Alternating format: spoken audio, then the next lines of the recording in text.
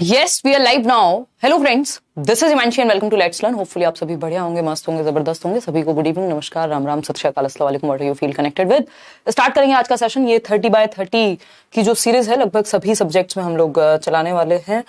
Topic wise आपके sessions चल रहे हैं. जो 2023 में क्वेश्चंस पूछे हैं वो अपडेटेड क्वेश्चंस आपको देखने को मिलेंगे. एक पूरा सेट हम करने वाले हैं आज. और क्योंकि जो लोग प्रीवियसली सीटेट दे चुके हैं या मैराथन सेशंस सारे देख चुके हैं या सीडीबी की पूरी प्लेलिस्ट को देख चुके हैं, साथ में पढ़ भी रहे हैं बैचेस में, तो हम कुछ टॉपिक वाइज क्वेश्चंस कर चुके हैं और उनके टॉपिक्स ऑलमोस्ट कंप्लीट होंगे. तो ये आपको चेक करने के लिए भी है, जब 30 क्वेश्चंस आपके सामने मिक्स्ड टॉपिक्स के रखे जाते हैं तो आप कितना उनको सॉल्व कर पाते हैं. कंपैरेटिवली इजी सेट में इसको कहूंगी जब मैंने देखा पीडीएफ को. तो बट इसमें भी आप कितना स्कोर करते हैं, क्योंकि एक मॉडरेट लेवल ऑफ डिफिकल्टी तो रहता ही है, चाहे वो कितना भी इजी सेट आपको क्यों ना लगे. तो कुछ 30 क्वेश्चंस, 30 मतलब जो सारे टॉपिक्स हैं आपके 10-15, उन सबको मिला करके स्टार्ट करते हैं सेशन को. लाइक शेयर सब्सक्राइब आप कर लेंगे अगर आपने नहीं किया होगा तो, ताकि हम अपडेटेड वे में जुड़े रहें. अगर आपको किसी भी बैच में एनरोल करना है, may it be D2+B CTET 7th phase of Bihar pedagogy special, तो आज शायद एडमिशन, मैंने बोला नहीं है तो बंद नहीं हुए होंगे, बट कल तक हो जाएंगे. टेलीग्राम चैनल पे ये पीडीएफ आपको एक साथ ही मिलेंगे. अभी रह गई हैं इस वीकेंड भी, मतलब वीकेंड क्या, संडे का ही टाइम था, मैं कर नहीं पाई हूँ शेयर. लाइक शेयर सब्सक्राइब आप कर लीजिएगा. पहला क्वेश्चन आपके सामने फटाफट से 30 क्वेश्चन सॉल्व करेंगे. इसको एक टेस्ट की तरह आप ले सकते हैं. पोल आपके सामने प्रेजेंट रहेगा हर एक क्वेश्चन का तुरंत से. ठीक है, तो स्टार्ट करेंगे. फटाफट से जवाब दीजिए. आसान क्वेश्चन, इसमें से कुछ क्वेश्चन हो सकता है आप कर भी चुके हों. उसका रीजन क्या है कि हमने मिलकर के डेवलपमेंट, प्याजे, जेंडर, सोशलाइजेशन, ये 4-5 टॉपिक हैं जो अपने आप में 7-8 नंबर के हैं, वो कर चुके हैं हम. तो उसके क्वेश्चंस इजीली सॉल्व अभी हो जाने चाहिए. 93% लोग ए उत्तर दे रहे हैं. फटाफट से चलेंगे. होल्डिंग अ पेंसिल, यानी पेंसिल को पकड़ना, क्या किसका एग्जांपल है? हमें पता है फाइन मोटर का, क्योंकि आपकी जो हाथ की मांसपेशियां हैं, यानी आपके हैंड्स और फिंगर्स, आंख हैंड आई कोऑर्डिनेशन से रिलेटेड बात आएगी तो फाइन मोटर स्किल्स, क्योंकि इसको पकड़ने में फाइन मोटर स्किल्स का इस्तेमाल होता है. GF गर्लफ्रेंड नहीं है ये, gross motor to fine motor skills, यानी ग्रॉस मोटर स्किल्स स्थूल गतिक कौशल और फाइन मोटर स्किल्स सूक्ष्म गतिक कौशल. सुई में धागा डालना, पेन पकड़ना, ड्राइंग, पेंटिंग, ये सारी जो स्किल्स हैं आपकी, कढ़ाई बुनाई है ना, आईलाइनर लगाना, ये सब किसका उदाहरण है? फाइन मोटर स्किल का. क्यों? क्योंकि इनमें आपकी हाथों की मसल्स यानी आपकी उंगलियां और आपकी आंखों की मसल्स का प्रयोग ज्यादा होता है. ठीक, तो पेंसिल पकड़ने में हमें किसका? फाइन मोटर स्किल्स का प्रयोग करना होता है. वहीं जब आप फुटबॉल को किक कर रहे हैं तो शरीर में तो आपका ऑलमोस्ट पूरा ही यूज हो रहा है, लेकिन जो आपकी बड़ी मांसपेशियां हैं, आपकी टांगों की और आपके पैरों की, वो ज्यादा इस्तेमाल में आ रही हैं. इसका मतलब ये क्या हो गया? Gross motor skills. ठीक, तो जबकि जो सीक्वेंस है वो ग्रॉस टू फाइन जाता है, ये भी ध्यान रखना है. पहले ग्रॉस मोटर स्किल्स हम सीखते हैं, यानी चीजों को हम पकड़ना सीखेंगे, चलना सीखेंगे. बाद में आप जाकर के ड्राइंग, पेंटिंग, लिखना भी आप बाद में सीखते हैं. पहले आप बहुत सारी एक्टिविटीज जो ग्रॉस मोटर स्किल्स की होती हैं वो सीख चुके होते हैं. तो हम कहेंगे कि पेंसिल को पकड़ना फाइन मोटर स्किल्स. वहीं wild kicking a football is an example of, football को किक करना ग्रॉस मोटर स्किल्स. सकल गतिक कौशल या स्थूल गतिक कौशल भी हम इनको कह सकते हैं. सोशल स्किल जैसा इसमें कुछ नहीं है, ये फिजिकल डेवलपमेंट का पार्ट है. दोनों ही स्किल्स, चाहे वो मोटर ग्रॉस मोटर हो चाहे वो फाइन मोटर हो. ठीक है, ग्रॉस मोटर नहीं हो सकता पेंसिल पकड़ना. इमोशनल और सोशल का यहाँ अगेन कोई यूज नहीं है, तो ए option is the only right answer over here. आगे बढ़ेंगे, क्वेश्चन नंबर 2 पर चलेंगे. देखिएगा, जवाब दीजिएगा. क्या है क्वेश्चन नंबर 2, क्या पूछता है हमसे, ये देखते हैं. क्वेश्चन नंबर 2 ने पूछा है विच of the following is not correct in the context of development, यानी विकास के संदर्भ में कौन सी बात सही नहीं है. क्या सही है ये नहीं पूछा, तो इनमें से 3 बातें सही हो सकती हैं, कोई एक बात होगी जो सही नहीं होगी. आपको वो नहीं वाली बात को पकड़ना है. ठीक है जी, क्लियर है बात? बहुत बढ़िया. गुड मॉर्निंग कह रहा है कोई, बहुत ही बढ़िया भाई, गजब. विकास के संदर्भ में कौन सा कथन सही नहीं है, बताइए. तो डेवलपमेंट प्रोसीड्स इन अ डिसकंटीन्यूअस मैनर, मैंने आपके साथ डिस्कस किया है. डेवलपमेंट डिसकंटीन्यूअस हो सकता है, but in the case of प्याजे एंड अदर स्टेज थियरिस्ट, चाहे वो कोलबर्ग हो, चाहे वो फ्रॉइड हो, चाहे वो एरिक्सन हो, जो लोग भी स्टेजेस में बात करेंगे वो ब्रेक करके डिसकंटिन्यूटी में या अनिरंतरता में देखते हैं विकास को. बाकी ज्यादातर लोग जो है विकास को निरंतर मानते हैं, कॉन्टिन्यूअस मानते हैं, सतत मानते हैं. ठीक है ना, तो ये बात गलत है, इसलिए सही है क्योंकि पूछा ही हमसे क्या है, गलत, कि नॉट लिखा हुआ है क्वेश्चन में. इसलिए बच्चे डिफरेंट रेट पे डेवलप होते हैं, यानी पेस अलग होता है, दर अलग होती है विकास की. सेम एज के दोनों बच्चों में सारे प्रकार के विकास सेम तरीके से चल रहे होंगे, जरूरी नहीं है. किसी में थोड़ा सा स्पीड कम होगी, किसी में ज्यादा होगी. डेवलपमेंट इज अ पोल हटा दीजिए। Development is a result of complex interplay of nature and nurture, यानी हेरिडिटी एंड एनवायरमेंट का प्रोडक्ट है आनुवंशिकता एवं वातावरण की अंतःक्रिया, एक जटिल अंतःक्रिया कि हमें पता नहीं लग पाता कई बार कौन सी चीज हेरिडिटी से प्ले हो रही है, कई बार एनवायरमेंट से। तो दोनों का क्या है, हम गुणनफल हैं, ये बात भी सही है। डेवलपमेंट इज रिलेटिवली ऑर्डरली, मतलब अपेक्षाकृत क्या होता है, व्यवस्थित रूप में होता है। मतलब थोड़ा बहुत अंतर हो सकता है, पूरी तरह से प्रेडिक्ट नहीं कर सकते एक्यूरेटली, बट एक ऑर्डर तो है ना कि पहले आप अर्ली चाइल्डहुड में, पहले इन्फेंसी होगी, फिर अर्ली चाइल्डहुड होगी, लेटर चाइल्डहुड होगा, एडोलेसेंस होगा, फिर अडल्ट बनेंगे, फिर बुढ़ापा आएगा। ऐसा नहीं होता ना, कभी बुढ़ापा कभी जवानी, कुछ भी नहीं, ऐसे नहीं चलता रहेगा रैंडमली। तो ये ऑर्डरली है, एक सीक्वेंस में होता है, ना कि अचानक से हो जाएगा। क्वेश्चन नंबर 3 देखेंगे एक बार, क्या पूछता है क्वेश्चन नंबर 3। 2 डैश लगा दिए गए हैं, dash and dash are the primary agents और agencies of socialisation for children in early childhood. Early childhood की उम्र क्या होती है, 2 से 6 वर्ष। ठीक, तो डैश और डैश प्रारंभिक बाल्यावस्था के दौरान बच्चों के प्राथमिक सामाजिकरण की संस्थाएं हैं। डी ऑप्शन 70% लोग दे रहे हैं, मतलब आप लोग उत्तर बढ़िया दे पा रहे हैं। और अभी ये वही टॉपिक है शुरुआत के जो हमने किए हैं सीक्वेंस में, है ना। तो इसका मतलब आपकी ये वाले टॉपिक्स की समझ अच्छी बन गई है, मैं ये मान सकती हूँ। Religious organisation and law, neighbourhood, हाँ बच्चा मंदिर भी जा सकता है ना, मस्जिद भी जा सकता है अगर वो उस धर्म से है तो। लॉ के बारे में बहुत ज्यादा नहीं, बट थोड़ा बहुत तो उसको पता होता ही है, भैया रेड लाइट पे रुकना होता है। अगर आप 5 साल के बच्चे को भी लेके जा रहे हैं तो पता तो होगा ही उसको।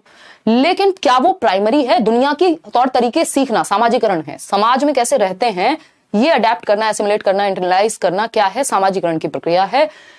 प्राइमरी यानी मुख्य कौन है, प्राथमिक कौन है इस समय में, तो प्राथमिक हमेशा परिवार होगा, चाहे वो अर्ली चाइल्डहुड का बच्चा हो। हालांकि प्राइमरी रोल बदल जाएगा समय के साथ।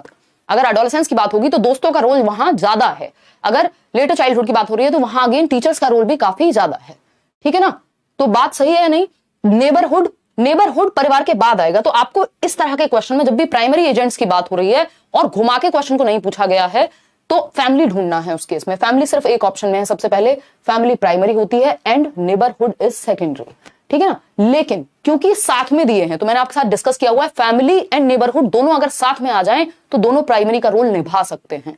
ठीक है ना, तो नेबरहुड की अपनी कोई वैल्यू या अपना कोई अस्तित्व तो बहुत ज्यादा नहीं है। ये परिवार के साथ आए तो प्राइमरी में चला जाता है, ये स्कूल के साथ आए तो सेकेंडरी में चला जाता है। ठीक है ना, तो नेबरहुड यहां अकेला लिखा हुआ था तो इसकी वैल्यू नहीं थी, क्योंकि सोशल पॉलिसीज के साथ लिखा है और सोशल पॉलिसीज प्राइमरी नहीं होती। तो फंसना नहीं है क्वेश्चन में। प्रिंट मीडिया हमेशा सेकेंडरी होगा, स्कूल हमेशा सेकेंडरी होगा। अगर सेकेंडरी पूछा जाता तो सी ऑप्शन हो जाता। चलिए आगे बढ़ेंगे क्वेश्चन नंबर 4 पर। क्या कहता है क्वेश्चन नंबर 4, प्याजे के बारे में है। प्याजे अब हम डिस्कस कर चुके हैं।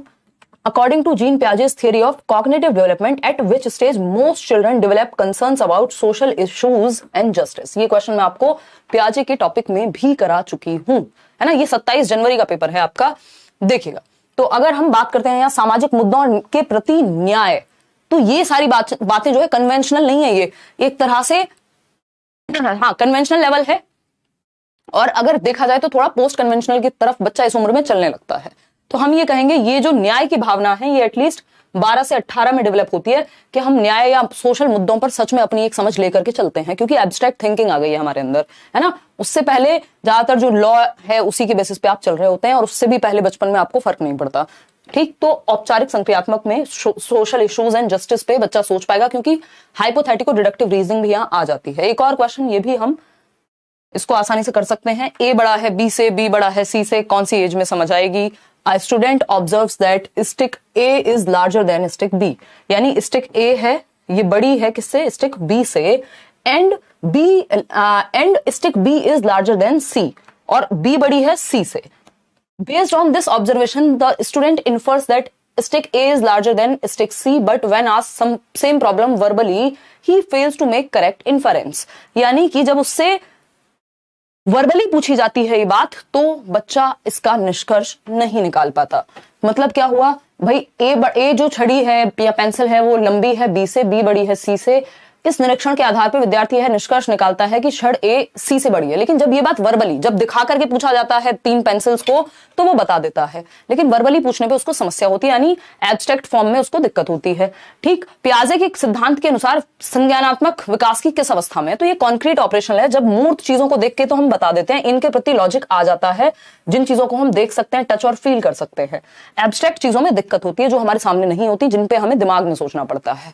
ठीक है ना, तो सिंपल आंसर इसका क्या है, 7 से 11 वर्ष कॉन्क्रीट ऑपरेशनल। ठीक है, फॉर्मल ऑपरेशनल में बिना देखे भी बता देगा, वो एब्स्ट्रैक्ट फॉर्म में इमेजिन करके भी बता देगा।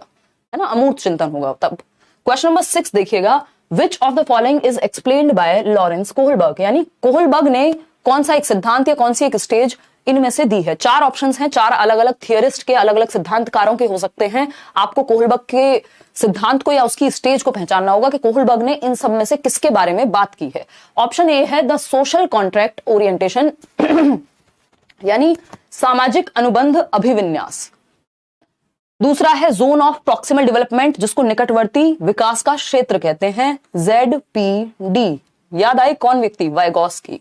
ठीक है ना, ये तो वाइगॉस्की ने दी है, कोहलबर्ग ने नहीं दी।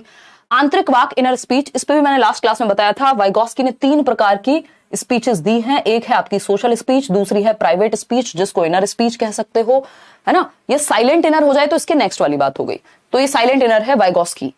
ठीक, egocentric speech, egocentric self centredness को दर्शाती है, और प्याजे प्राइवेट स्पीच को ईगोसेंट्रिक कहते हैं, तो ये प्याजे ने दी है। तो 2 जो ऑप्शंस हैं बी और सी वो वाइगॉस्की से संबंधित हैं, डी जो है वो प्याजे से संबंधित है। वहीं सोशल कॉन्ट्रैक्ट ओरिएंटेशन, ये कोई बताना चाहेगा कौन सी स्टेज है कोहलबर्ग की? ये है कोहलबर्ग से संबंधित। मतलब जस्ट आपको पहचानना था, इससे आसान क्वेश्चन कोहलबर्ग पे क्या बनेगा कि आपको जस्ट एक स्टेज का नाम दे दिया जाए और उसमें से 3 ऑप्शन गलत ही होंगे, एक ही सही होगा जो कोहलबर्ग ने दिया होगा। तो ए option is the right answer. बाकी के 3 आसानी से आप एलिमिनेट कर सकते हैं यहां, लेकिन 67% ही लोग सही उत्तर दे रहे हैं।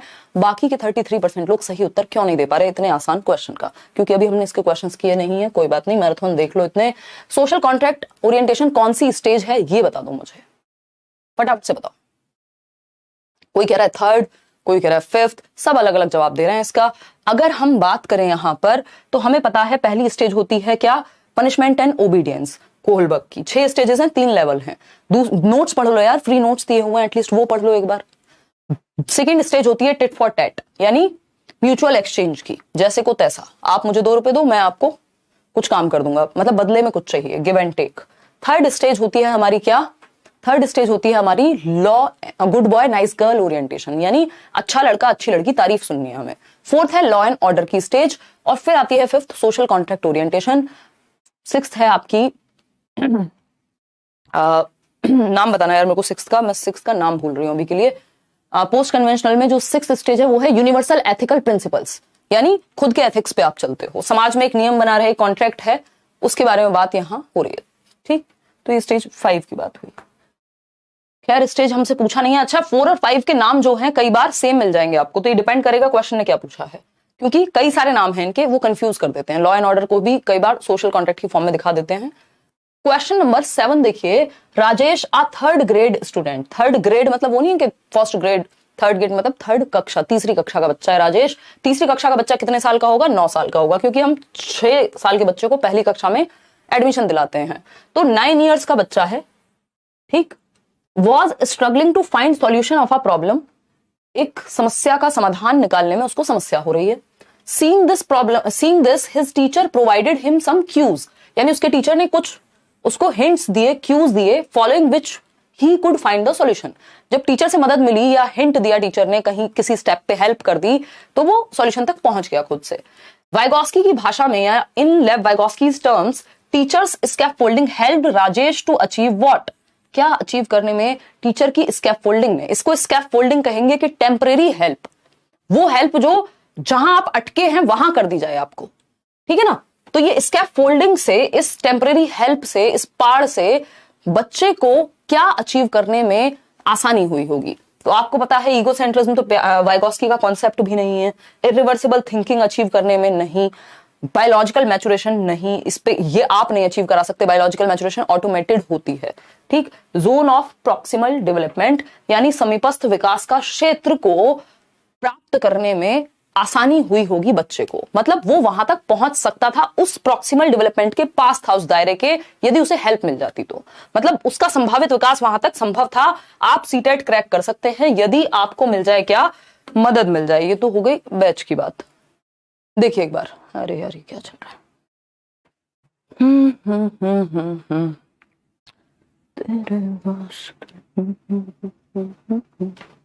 देखिए एक बार, अगर हम बात करें यहां तो हम कह सकते हैं कि ये है एक दायरा जहां तक आप खुद से कर सकते हैं किसी चीज को, ये आपके बाहर वाला दायरा, जहां आपको मदद मिल जाए तो आप कर देंगे। एक दायरा होगा जहां तक आप पहुंच ही नहीं सकते।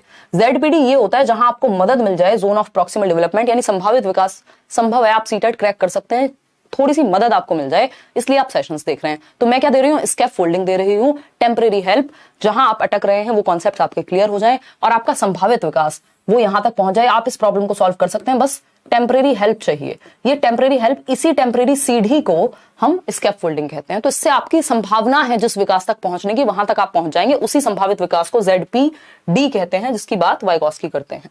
तो C option is the right answer over here. Question number 8 देखेंगे, और इतना ज्यादा जूम करके नहीं देखेंगे, थोड़ा सा जूम आउट करके देखेंगे। देखिएगा क्वेश्चन नंबर 8, क्वेश्चन नंबर 8 देखिएगा क्या पूछा है। क्वेश्चन नंबर 8 ने पूछा है, who among the following theorist emphasised on social constructivism, यानी निम्नलिखित में से किस सिद्धांतकार ने अधिगम के संदर्भ में सामाजिक संरचनावाद पर जोर दिया है। ये भी लास्ट क्लास में मैंने आपको बताया था कि कौन सोशल कंस्ट्रक्टिविस्ट है और कौन रेडिकल कंस्ट्रक्टिविस्ट है। याद कीजिए थोड़ा सा, BF स्किनर एक व्यवहारवादी हैं, बिहेवियरिस्ट हैं, ना कि, और ये जनरली आपको इनके बारे में ज्यादा पढ़ना नहीं होता, बस लैंग्वेज को इन्होंने इमिटेशन की बात की है, रीइंफोर्समेंट की बात की है ना, सीटेट में नहीं पढ़ना होता बेसिकली। लॉरेंस कोहलबर्ग तो मॉरल डेवलपमेंट की बात करते हैं, है ना, और वो भी कॉग्निटिव एस्पेक्ट पे बेस्ड, पियाजे की थियरी पे बेस्ड है, और पियाजे तो सोशल कंस्ट्रक्टिविस्ट है नहीं। सिगमंड फ्रॉइड का कोई लेना देना नहीं है, वो साइको एनालिस्ट हैं, यानी मनोविश्लेषणवादी हैं, जो अपने आप में एक अलग समुदाय है साइकोलॉजी का, यानी अलग स्कूल ऑफ थॉट है। तो Vygotsky is the right answer. जब भी सोशल कंस्ट्रक्टिविज्म की बात आए, सामाजिक रचनावादी की बात आए, कंस्ट्रक्टिविज्म कौन व्यक्ति, संरचनावाद में जो चाहेगा बच्चा एक्टिव रहे, सक्रिय होकर के सीखे, लेकिन समाज में एक्टिविटी करके सीखे, समाज के साथ इंटरेक्ट करके सीखे, उम्र का इनको फर्क नहीं पड़ता। वहीं वाइगॉस्की क्या है, रेडिकल कंस्ट्रक्टिविस्ट है, वो कहते हैं एक्टिविटी पे जोर ज्यादा है, इंडिपेंडेंट एक्टिविटी पे। तो Vygotsky is the right answer. 1 number का क्वेश्चन, क्वेश्चन नंबर 9 देखिएगा, एक आसान सा क्वेश्चन है। देखिए टॉपिक्स सेम हैं, कुछ छोटे मोटे टॉपिक्स जैसे मेटाकॉग्निशन हो गया, इस बार प्लास्टिसिटी दे दिया, ये छोटे मोटे टॉपिक्स हैं जो अपडेटेड फॉर्म में हमें पढ़ने हैं। इसके अलावा जो समस्या आ रही है लोगों को, वो आ रही है नए क्वेश्चन सॉल्व करने में, क्योंकि नए क्वेश्चंस का तरीका पूछने का बदल गया है। पहले 1 लाइन में क्वेश्चन खत्म हो जाता था, जनरली हद से हद 2 लाइन में, अभी क्वेश्चन मिनिमम 3 से 4 लाइन में खत्म होता है। तो लेंदी बन गई हैं चीजें, पढ़ के समझना, इसलिए प्रैक्टिस ज्यादा जरूरी है, चाहे आपने कितनी भी थियरी पढ़ ली हो, ठीक है ना, और सही वे में प्रैक्टिस जरूरी है। और लाइक शेयर करना आप भूल जाते हैं। 12,000 लोग, 4,000 लोगों ने लाइक किया, बाकी के कहां गए, 8,500 लोग, बताइए। लर्निंग बाय डूइंग, यानी करके सीखना, यानी एक्टिविटी करके सीखना, ये क्या कहते हैं इसको हम, करके सीखना। डिस्कवरी लर्निंग यानी खोज के द्वारा सीखना। कोलैबोरेटिव लर्निंग यानी सहयोग के द्वारा, कोलैब करके सीखना, 2 या 2 से अधिक लोग मिल करके एक दूसरे की मदद करके सीख रहे हैं। ये किस एक थियरी में या किस प्रिंसिपल के अंदर आते हैं बताइएगा। तो करके सीखना, खोजी अधिगम और सहभागी अधिगम एक डैश कक्षा की विशेषताएं हैं। एक वर्ड याद रखिएगा, प्रोग्रेसिव एजुकेशन, ये बहुत ही पॉजिटिव शब्द है यहाँ पे, है ना। प्रोग्रेसिव वर्ड जहां लग जाए इसका मतलब आगे बढ़ने की बात हो रही है, आप चेंज हो रहे हैं बेहतर के लिए, प्रोग्रेशन कर रहे हैं आप, आगे बढ़ रहे हैं आप, है ना। व्यवहारवादी लोग तो भैया डंडे की बात करेंगे, रिवॉर्ड की बात करेंगे, पनिशमेंट की बात करेंगे। टीचर सेंटर्ड क्लासरूम भी एक्टिव नहीं रखता बच्चे को, कोलैबोरेटिव नहीं रखता, वो इंडिपेंडेंटली एक्टिव नहीं होता इस क्लासरूम में। पैसिव तो बच्चा रखना ही नहीं हमें, पैसिव है इसका मतलब चाइल्ड सेंटर्ड नहीं है, टीचर सेंटर्ड ही है। तो प्रोग्रेसिव एजुकेशन किसने दिया है, फटाफट से कमेंट करके बताओ। प्रगतिशील शिक्षा का जो सिद्धांत है उसकी बात कौन करते हैं बताओ, जॉन डुई या जॉन डीवी कह देते हैं इनको हम हिंदी में। इन्होंने 20th सेंचुरी में यानी 1900s के अराउंड 1920 के आसपास लैब स्कूल्स खोले। पूछा जाता है लैब स्कूल्स किसका उदाहरण है, तो आपको पता होना चाहिए लैब स्कूल्स, हिंदी में भी लैब स्कूल्स ही कहेंगे, लेबोरेटरी स्कूल्स। तो लैब स्कूल्स जो है वो उदाहरण है प्रोग्रेसिव एजुकेशन का, लर्निंग बाय डूइंग का, करके सीखने का। और लैब स्कूल्स या प्रोग्रेसिव एजुकेशन क्या कहती है, प्रोग्रेसिव एजुकेशन कहती है बच्चे को करो एक्टिव, लर्निंग बाय डूइंग होनी चाहिए। और प्रेजेंट लाइफ के लिए एजुकेशन किसके लिए है, प्रेजेंट लाइफ के लिए, यानी उसका जो आज का प्रेजेंट या वर्तमान जीवन है उसको आप बेहतर बना सकें, सोशल इश्यूज या सोशल प्रॉब्लम्स को सॉल्व किया जा सके। तो एजुकेशन इज लाइफ इटसेल्फ, ये सारी बातें जॉन डुई करते हैं। बच्चे को चाइल्ड सेंटर्ड अप्रोच की बात प्रोग्रेसिव एजुकेशन में होती है, यानी बच्चे को सेंटर में रखो, ठीक है जी। तो B option is the right answer over here. Chicago में इन्होंने स्कूल्स खोले थे अमेरिका के अंदर अपनी वाइफ के साथ। क्वेश्चन नंबर 10 देखिएगा, क्या है क्वेश्चन नंबर 10, ये कहता है Radhika is a sports person. Radhika क्या है, एक स्पोर्ट्स पर्सन है ना। स्पोर्ट्स मैन या विमेन लगाने की जरूरत नहीं है, हम यहाँ पे क्या कर रहे हैं, जेंडर न्यूट्रल लैंग्वेज का यूज कर रहे हैं, है ना। राधिका एक खिलाड़ी होने के साथ साथ एक अच्छी नृत्यांगना भी है, यानी अच्छी डांसर भी है। तो Radhika is a good sports person and a good dancer also according to Howard Gardner. Howard Gardner ने क्या दिया है? इंटेलिजेंस यानी बुद्धि का, मल्टीपल इंटेलिजेंस का सिद्धांत, बहुबुद्धि सिद्धांत जिसको हम कहते हैं। फ्रेम्स ऑफ माइंड नाम की इनकी एक पुस्तक थी 1983 में। 7 प्रकार के इंटेलिजेंस की बात की थी, फिर बढ़ के 8 हो गए, अभी 9-10 तक भी हैं, बट हमें 8 ही याद रखने हैं क्योंकि एनसीईआरटी 8 टाइप्स ऑफ इंटेलिजेंस की बात करेगा। तो गार्डनर आईक्यू वगैरह को बहुत ही डिस्कार्ड कर देते हैं। वो कह रहे हैं ये आईक्यू या टेस्ट लेके या इंटेलिजेंस कोई एक सिंगल एंटिटी नहीं हो सकती, मल्टीपल टाइप हो सकते हैं इंटेलिजेंस या इंटेलिजेंट होने के। कोई डांस में अच्छा होगा, कोई म्यूजिक में अच्छा होगा, कोई लैंग्वेज में यानी भाषा में अच्छा होगा, कोई नेचर को समझने में अच्छा होगा, है ना। तो अगर हम बात करें कौन सा प्रकार है इंटेलिजेंस का जहां पे व्यक्ति स्पोर्ट्स पर्सन है अगर कोई, तो यानी शरीर का इस्तेमाल करता होगा, दौड़ना, भागना, कूदना, उछलना ये सब आता होगा। गुड डांसर में भी शरीर का इस्तेमाल ज्यादा होता है ना। तो ज्यादा इस्तेमाल किसका हो रहा है दोनों चीजों में? बॉडी का। इसका मतलब बॉडी पे पकड़ है, बॉडीली इंटेलिजेंट व्यक्ति है। इसका मतलब क्या है? बॉडीली काइंस्थेटिक इंटेलिजेंस इनमें पाई जाएगी। इनको इंटेलिजेंट कहेंगे किस तरह से? बॉडीली काइंस्थेटिक में। तो जितने भी स्पोर्ट्स पर्सन है वो बॉडीली काइंस्थेटिकल इंटेलिजेंस उनके अंदर पाई जाएगी। ऐसा नहीं है कि बाकी इंटेलिजेंस नहीं हो सकती, बट वो हो भी सकती है या नहीं हो सकती है। हो सकता है कि वो स्कूल एजुकेशन, ऐसे बहुत सारे स्पोर्ट्स पर्सन आपको मिल जाएंगे, चाहे वो सचिन तेंदुलकर हो, चाहे वो विराट कोहली हो, या अदर एग्जांपल्स भी मिल जाएंगे आपको जिन्होंने स्कूलिंग ही मुश्किल से खत्म की होगी और या ठीक से भी कर ली होगी, उसके बाद पढ़ाई नहीं की। तो क्या वो इंटेलिजेंट नहीं हुए? बिल्कुल हुए। क्यों? क्योंकि बॉडीली काइंस्थेटिक इंटेलिजेंस उनमें है। लिंग्विस्टिक के लिए हमें कोई कवि या किसी राइटर को पकड़ना पड़ेगा। इंट्रापर्सनल वो होती है जो व्यक्ति खुद को समझने में अच्छा हो, फिलोसोफर्स हो सकते हैं, है ना। म्यूजिकल इंटेलिजेंस AR रहमान या जो भी लोग अच्छा गाते हैं या सुर क्या कर सकते हैं? कंपोज करना जानते हैं। तो bodily kinaesthetic is the right answer. Bodily kinaesthetic he answer आएगा आपका जब आपसे पूछा जाए, स्पोर्ट्स पर्सन पूछ लिया, डांसर पूछ लिया, कोई भी काम जो भी बॉडी से होता है अगर कोई उसमें अच्छा है ना। तो ये एक बेसिक बात है। बॉडीली काइंस्थेटिक आपका पायलट में भी यही चीज ज्यादा विद्यमान है। और जो सर्जन है, एक बार ये क्वेश्चन भी आया था कि highest level of bodily kinaesthetic की अगर हम बात करें तो सर्जन अगर हल्का सा भी इधर से उधर कट लगा दे, कबीर सिंह वाला सर्जन नहीं, है ना, तो सर्जन का भी इसमें बहुत बड़ा रोल रहता है। ठीक, अब सर्जन को और पायलट को दोनों को दूसरी कैटेगरी में भी डाला जा सकता है। वो क्या है? वो है आपका जो स्पेशल इंटेलिजेंस है कि इनको स्पेस का भी पता होता है। अगर पायलट को दिशाओं का ज्ञान नहीं है तो वो कैसे काम करेगा? सर्जन को अगर स्पेशल इंटेलिजेंस नहीं है तब भी दिक्कत आ सकती है। लेकिन जो मेन है बॉडीली काइंस्थेटिक होना। अगर पायलट बॉडीली ठीक नहीं है, दिशाओं का ज्ञान है, तब भी काम नहीं चल पाएगा। ठीक है ना। तो मेन काम बॉडीली काइंस्थेटिक का होता है, चाहे वो सर्जन हो, चाहे वो आपके डांसर हो, चाहे वो स्पोर्ट्स पर्सन हो। क्वेश्चन नंबर 11 देखिए फटाफट से, देखिए क्या जवाब होगा। According to national education policy 2020 यानी राष्ट्रीय शिक्षा नीति 2020 के अनुसार priority should be given to dash for the education of children up to the primary level. यानी कक्षा 1 से 5 तक के बच्चे के लिए किस भाषा को प्रायोरिटी पे या महत्व ज्यादा देना चाहिए 6 से 11 वर्ष के बच्चे को अगर आप सिखाना चाह रहे हैं?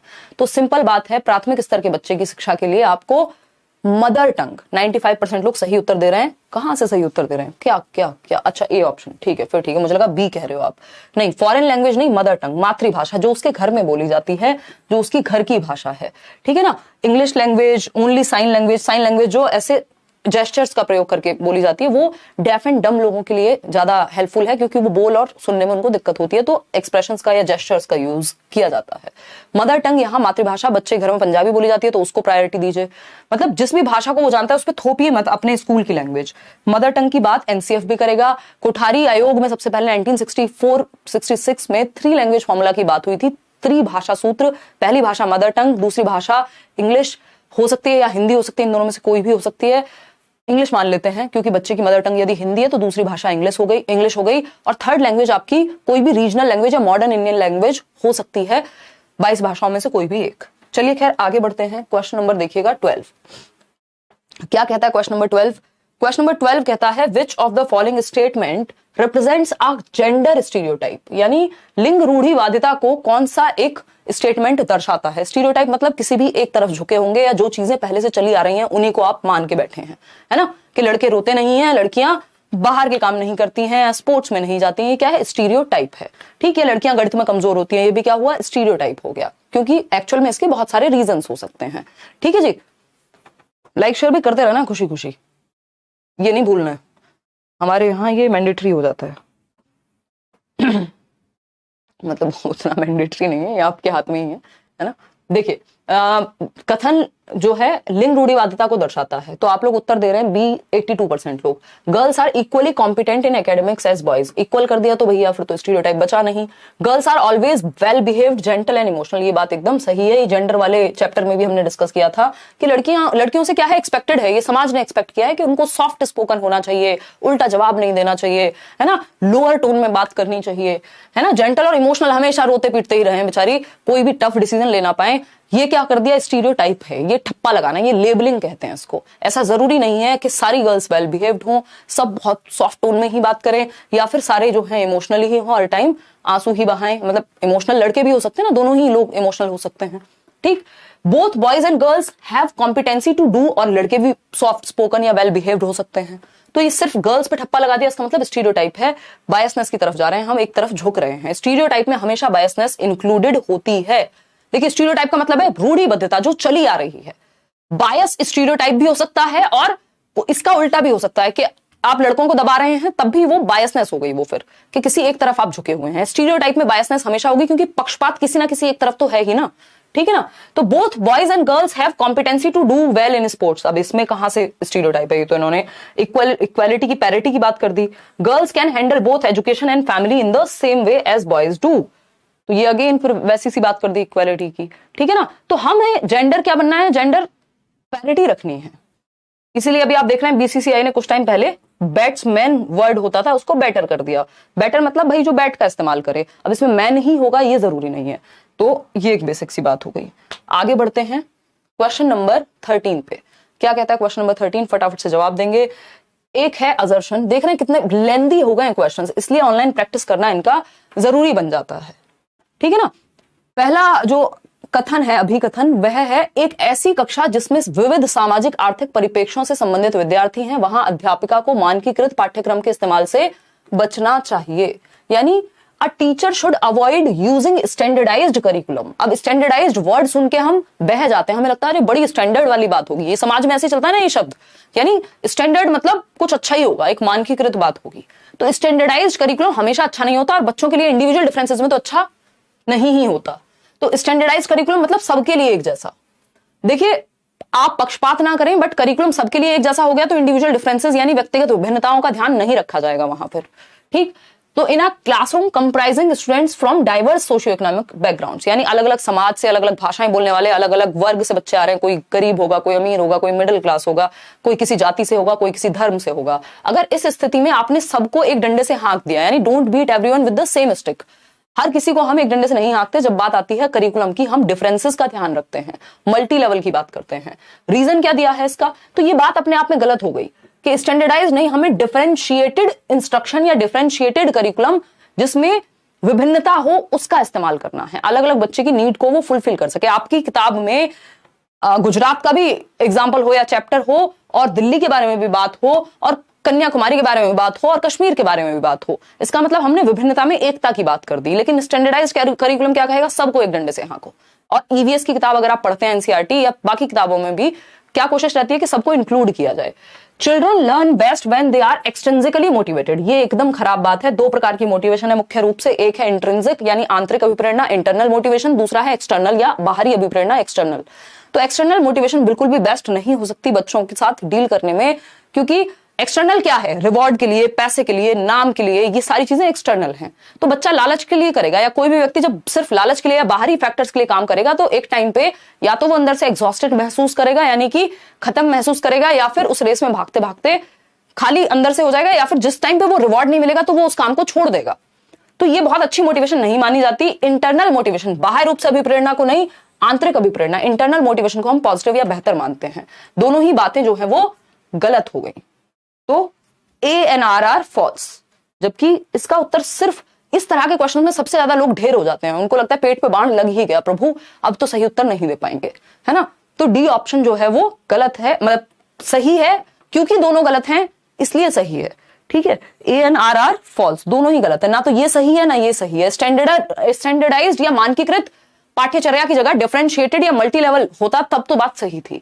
सबको एक तरह से नहीं पढ़ाना होता, मल्टीपल स्टाइल्स के बच्चे हैं सीखने के, मल्टीपल लर्निंग स्टाइल्स हैं, मल्टीपल पढ़ाने के तरीके भी होने चाहिए, ठीक। क्वेश्चन नंबर 14 देखिए फटाफट से क्या कहता है। क्वेश्चन नंबर 14 ये कहता है विच of the following question asked by the teacher encourages creativity, यानी रचनात्मकता, कुछ नए करने की क्षमता, एंड प्रॉब्लम सॉल्विंग स्किल्स, यानी समस्या समाधान करता बने बच्चा। तो शिक्षक द्वारा निम्न में से पूछा गया कौन सा प्रश्न बच्चों में सृजनात्मकता, यानी 4 प्रश्न पूछे गए हैं ऑप्शंस में, इन चारों में से कौन सा एक प्रश्न है जो बच्चे में कुछ नया करने को बढ़ावा देगा और समस्या समाधान कौशलों को विकसित करेगा। समस्या समाधान कौशल क्या होते हैं? कोई भी प्रॉब्लम उसके सामने आए तो वो उसके सॉल्यूशन सोच पाए, यानी मल्टीपल वेज में वो सोच पाएगा तभी तो सॉल्यूशन सोच पाएगा। जो व्यक्ति के दिमाग में आइडिया ही एक आता है वो कहां से सॉल्यूशन सोच पाएगा? वो तो हर चीज को यही कहेगा इसी की वजह से हो रहा है, ठीक है ना। तो क्रिएटिविटी, यानी क्रिएटिविटी क्या है? कुछ नया करना, कुछ डिफरेंट करना, कुछ हटके करना लीक से, ठीक है ना। जैसे अभी गर्मियों का समय, मटका आया था हमारे घर पे कुछ टाइम पहले। अब उस मटके में पहले क्या होता था? मटका गोल होता था, उसमें कोई टैप नहीं लगी होती थी। किसी ने तो सोचा ही होगा, क्रिएटिविटी लगाई होगी, उसने क्या किया? टैप लगा दी उसमें मटके में। अब आपके लिए आसानी हो गई कि आप उस टैप को, क्योंकि पूरी दुनिया बदल गई, टैप का समय आ गया तो वहां पे भी जरूरी था, तो मटका प्लस टैप लगा दिया, क्रिएटिविटी हो गई, कुछ अलग कर दिया। अभी किस लेवल की क्रिएटिविटी है उस पर नहीं जाएंगे, बट क्योंकि क्रिएटिविटी के भी लेवल्स हैं, एक थर्ड क्लास क्रिएटिविटी भी है और एक टॉप लेवल क्रिएटिविटी भी है, तो बट इट इज क्रिएटिविटी कि कुछ नया, कुछ डिफरेंट सोचा, ठीक। प्रॉब्लम सॉल्विंग स्किल्स क्या है? समस्या का समाधान ढूंढे जो व्यक्ति। व्हाट इज पॉल्यूशन पूछ करके आप बच्चे को क्रिएटिव बना पाएंगे? भाई सोचने पे मजबूर व्हाट इज पॉल्यूशन से होगा, पॉल्यूशन की तो डेफिनेशन होती है, वो बता देगा और काम खत्म। तो ये तो क्लोज्ड एंडेड क्वेश्चन है। क्रिएटिविटी या प्रॉब्लम सॉल्विंग बढ़ती है ओपन एंडेड क्वेश्चन से। 2 प्रकार के क्वेश्चंस हैं, एक है क्लोज्ड एंडेड, दूसरा है ओपन एंडेड, मुक्त उत्तर वाले प्रश्न, जिनका एंड ओपन हो, जिन पे कुछ इतनी दिशाओं में सोचा जा सके जिसकी हद नहीं है, वो ओपन एंडेड होते हैं। और ओपन एंडेड से ही हमारी थिंकिंग बेटर होगी, उससे प्रॉब्लम सॉल्विंग बेटर होगी और क्रिएटिविटी बढ़ेगी। डाइवर्जेंट थिंकिंग आएगी ओपन एंडेड से। तो डाइवर्जेंट थिंकिंग मतलब दिशाओं में सोचना, यहां पे कोई दिशाओं में सोचना नहीं है, सिंपल डेफिनेशन बता देनी है क्या पॉल्यूशन होता है।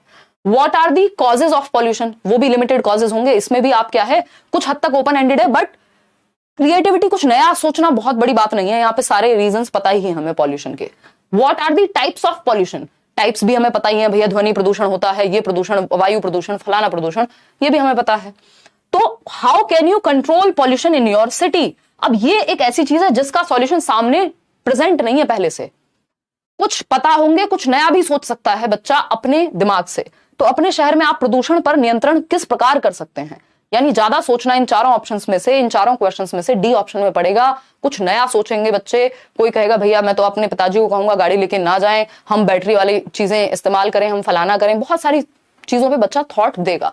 तो ओपन एंडेड क्वेश्चन हो गया ये, मुक्त उत्तर वाला प्रश्न जिसका आंसर फिक्स नहीं है, इसमें काफी जगह है, सोचने का स्कोप है, ठीक है ना। डाइवर्जेंट थिंकिंग लगेगी, अपसारी चिंतन, और डाइवर्जेंट थिंकिंग और क्रिएटिविटी का सीधा नाता है। किसने कहा है? Joy Paul Gilford, JP Gilford ने।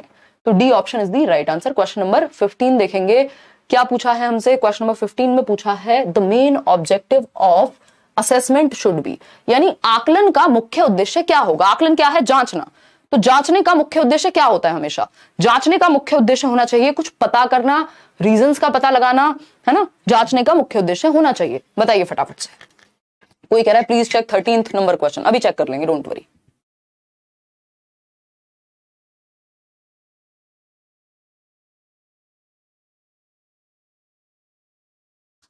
देखिए समझते हैं क्या कहानी है। The main objective of assessment should be, आकलन का मुख्य उद्देश्य है मूल्यांकन का, टेस्ट करने का, जांचने का क्या उद्देश्य होना चाहिए। लेबल करना, ये सबसे नेगेटिव वर्ड है, जहां दिख जाए भाग जाओ इससे दूर। यदि क्वेश्चन में नॉट नहीं लिखा हुआ तो लेबलिंग क्या है? एक नेगेटिव वर्ड है। ठप्पा लगाना, ये वीक है, ये फर्स्ट आता है, ये थर्ड है, मतलब आप किसी पे ठप्पा लगा रहे हैं, नामीकरण कर रहे हैं, है ना। ये फलानी जाति का बच्चा है, ये फलाने समूह का बच्चा है, किसी भी रूप में लेबलिंग बिल्कुल अच्छी नहीं होती, है ना। तो इसलिए तो मूल्यांकन नहीं करते कि किसी को लेबल करेंगे। Complaining to the parents about what their ward can not do. अब ये भी आकलन इसलिए नहीं होता कि क्या नहीं कर सकता बच्चा, हम देखते हैं स्ट्रेंथ किस तरफ है, वीकनेस किस तरफ है, क्या किया जा सकता है, इससे भी लेबलिंग ही होगी। सी ऑप्शन है drawing comparisons and creating hierarchies among students. Hierarchy क्या होती है? ये ऊपर हैं, ये दूसरे नंबर पे आते हैं, ये थर्ड पे आते हैं, ये फोर्थ पे आते हैं।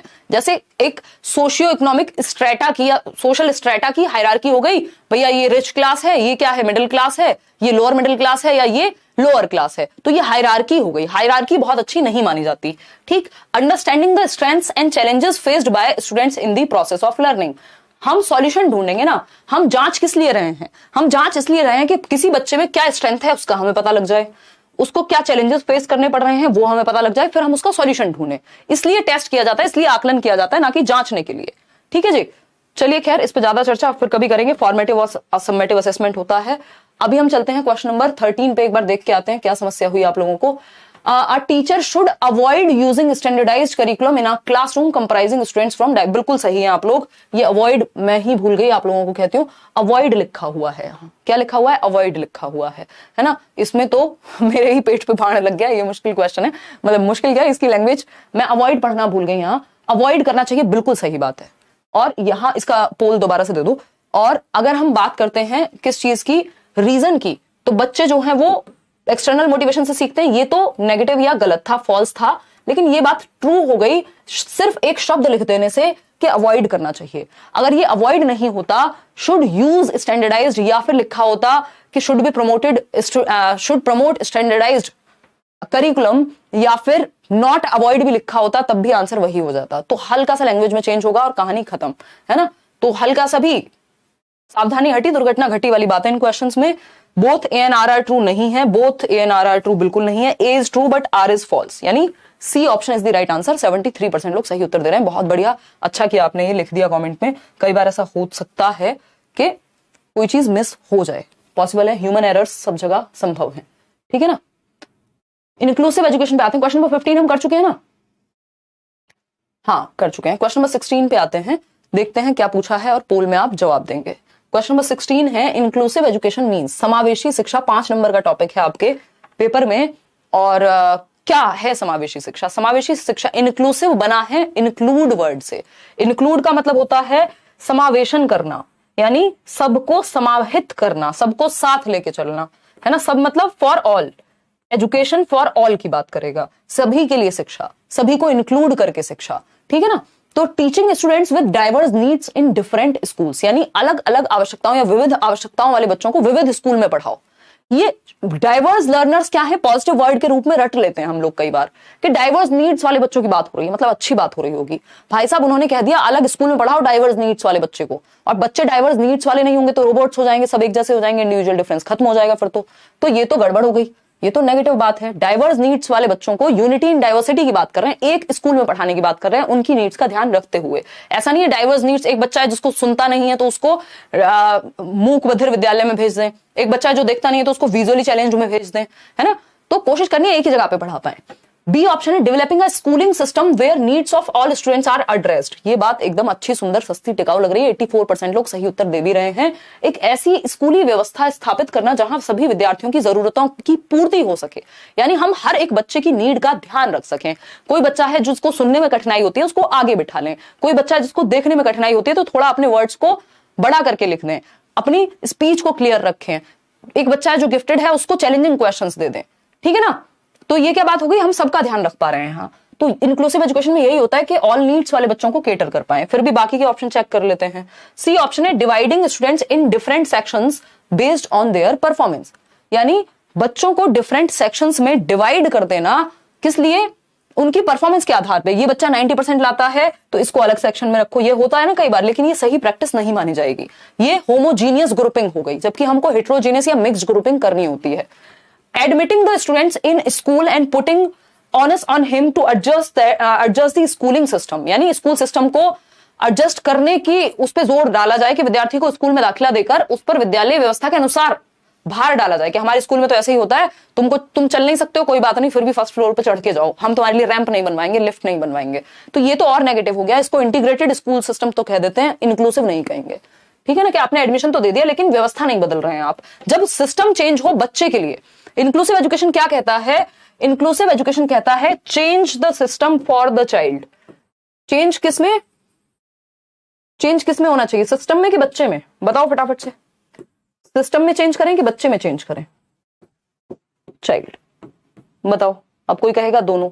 भाई किसके लिए है स्कूल, किसके लिए, सिस्टम किसके लिए? इंक्लूसिव एजुकेशन क्या कहेगा, बच्चे में चेंज, सिस्टम में चेंज? कुछ चेंजेस तो चलो हो सकते हैं, बहुत सारे चेंजेस ऐसे होंगे जो नहीं है संभव। सबका साथ सबका विकास, हाँ वही है ना। जो पॉलिटिकल मुद्दे रहते हैं ना जहां पे रैलियों में इस्तेमाल होते हैं, तो वो बातें अच्छी होती हैं सुनने में, बाद में कितनी लागू होती हैं ये तो ईश्वर ही जाने। बट अगर हम बात करें सिस्टम को चेंज करते हैं, बच्चे को चेंज नहीं करते। यानी don't change the child but instead change the system, यानी व्यवस्था में परिवर्तन लाइए, स्कूली सिस्टम में परिवर्तन लाइए। अगर सीढ़ियां हैं तो रैंप बनाइए जहां पे वो बच्चा जो व्हील चेयर से आता है वो भी जा सके, है ना। एक बच्चा ब्रेल लिपि का इस्तेमाल कीजिए। अगर आपके यहाँ सिस्टम नहीं, बच्चों को कैसे चेंज करोगे? आंखें लगवा दोगे बच्चे की अगर नहीं है? कैसी बात हो गई है, अजीब सी बात हो गई। तो सिस्टम में चेंज लाते हैं, ना कि बच्चे में चेंज लाते हैं, क्योंकि सिस्टम के लिए बच्चा नहीं है, बच्चे के लिए सिस्टम है। भाई सिस्टम किस लिए बनाया? स्कूल किसके लिए बनाया? बच्चों के लिए ना। तो सिस्टम में ही चेंज लाते हैं। चलिए खैर आगे बढ़ते हैं क्वेश्चन नंबर 17 पर। इक्विटी बेस्ड शिक्षा कहेंगे इसको, यानी समता के आधार पर बनाई गई शिक्षा, ना कि इक्वेलिटी। क्वेश्चन नंबर 17 देखिए, are teacher in a diverse classroom. Classroom हमेशा डाइवर्स ही होगा, बिल्कुल एक जैसे बच्चे मिल जाएं पॉसिबल नहीं है। यानी विभिन्नता वाले कक्षा कक्ष में क्या करे टीचर? एक विविधता वाली कक्षा में शिक्षक को क्या करना चाहिए? विविधता मतलब कोई डिफरेंट लैंग्वेज बोलने वाले बच्चे हैं, अलग अलग भाषा, अलग अलग जाति, अलग अलग समूह के बच्चे हैं, अलग अलग रुचियां रखने वाले बच्चे हैं, इंटरेस्ट सबके अलग हैं, आईक्यू में भी डिफरेंस हो सकता है। तो उस केस में क्या किया जाए? पहला ऑप्शन है ignore some students to increase the achievement of other children, यानी कुछ बच्चों को इग्नोर ही कर दो। तो भैया स्कूल तो सभी के लिए है, कुछ बच्चों को इग्नोर कर दोगे तो उनके लिए तो कोई महत्ता बची नहीं, कोई इंपॉर्टेंस बची नहीं स्कूल की, फिर वो क्या सीखेंगे? Uses different teaching, learning and assessment methods as per the needs of the child. ये बहुत ही प्यारी बात है कि बच्चे की आवश्यकता को ध्यान में रखते हुए सिस्टम में चेंज, जो भी बात हमने थोड़ी देर पहले की थी, इस अप्रोच से आपके ज्यादातर क्वेश्चन सॉल्व हो जाएंगे।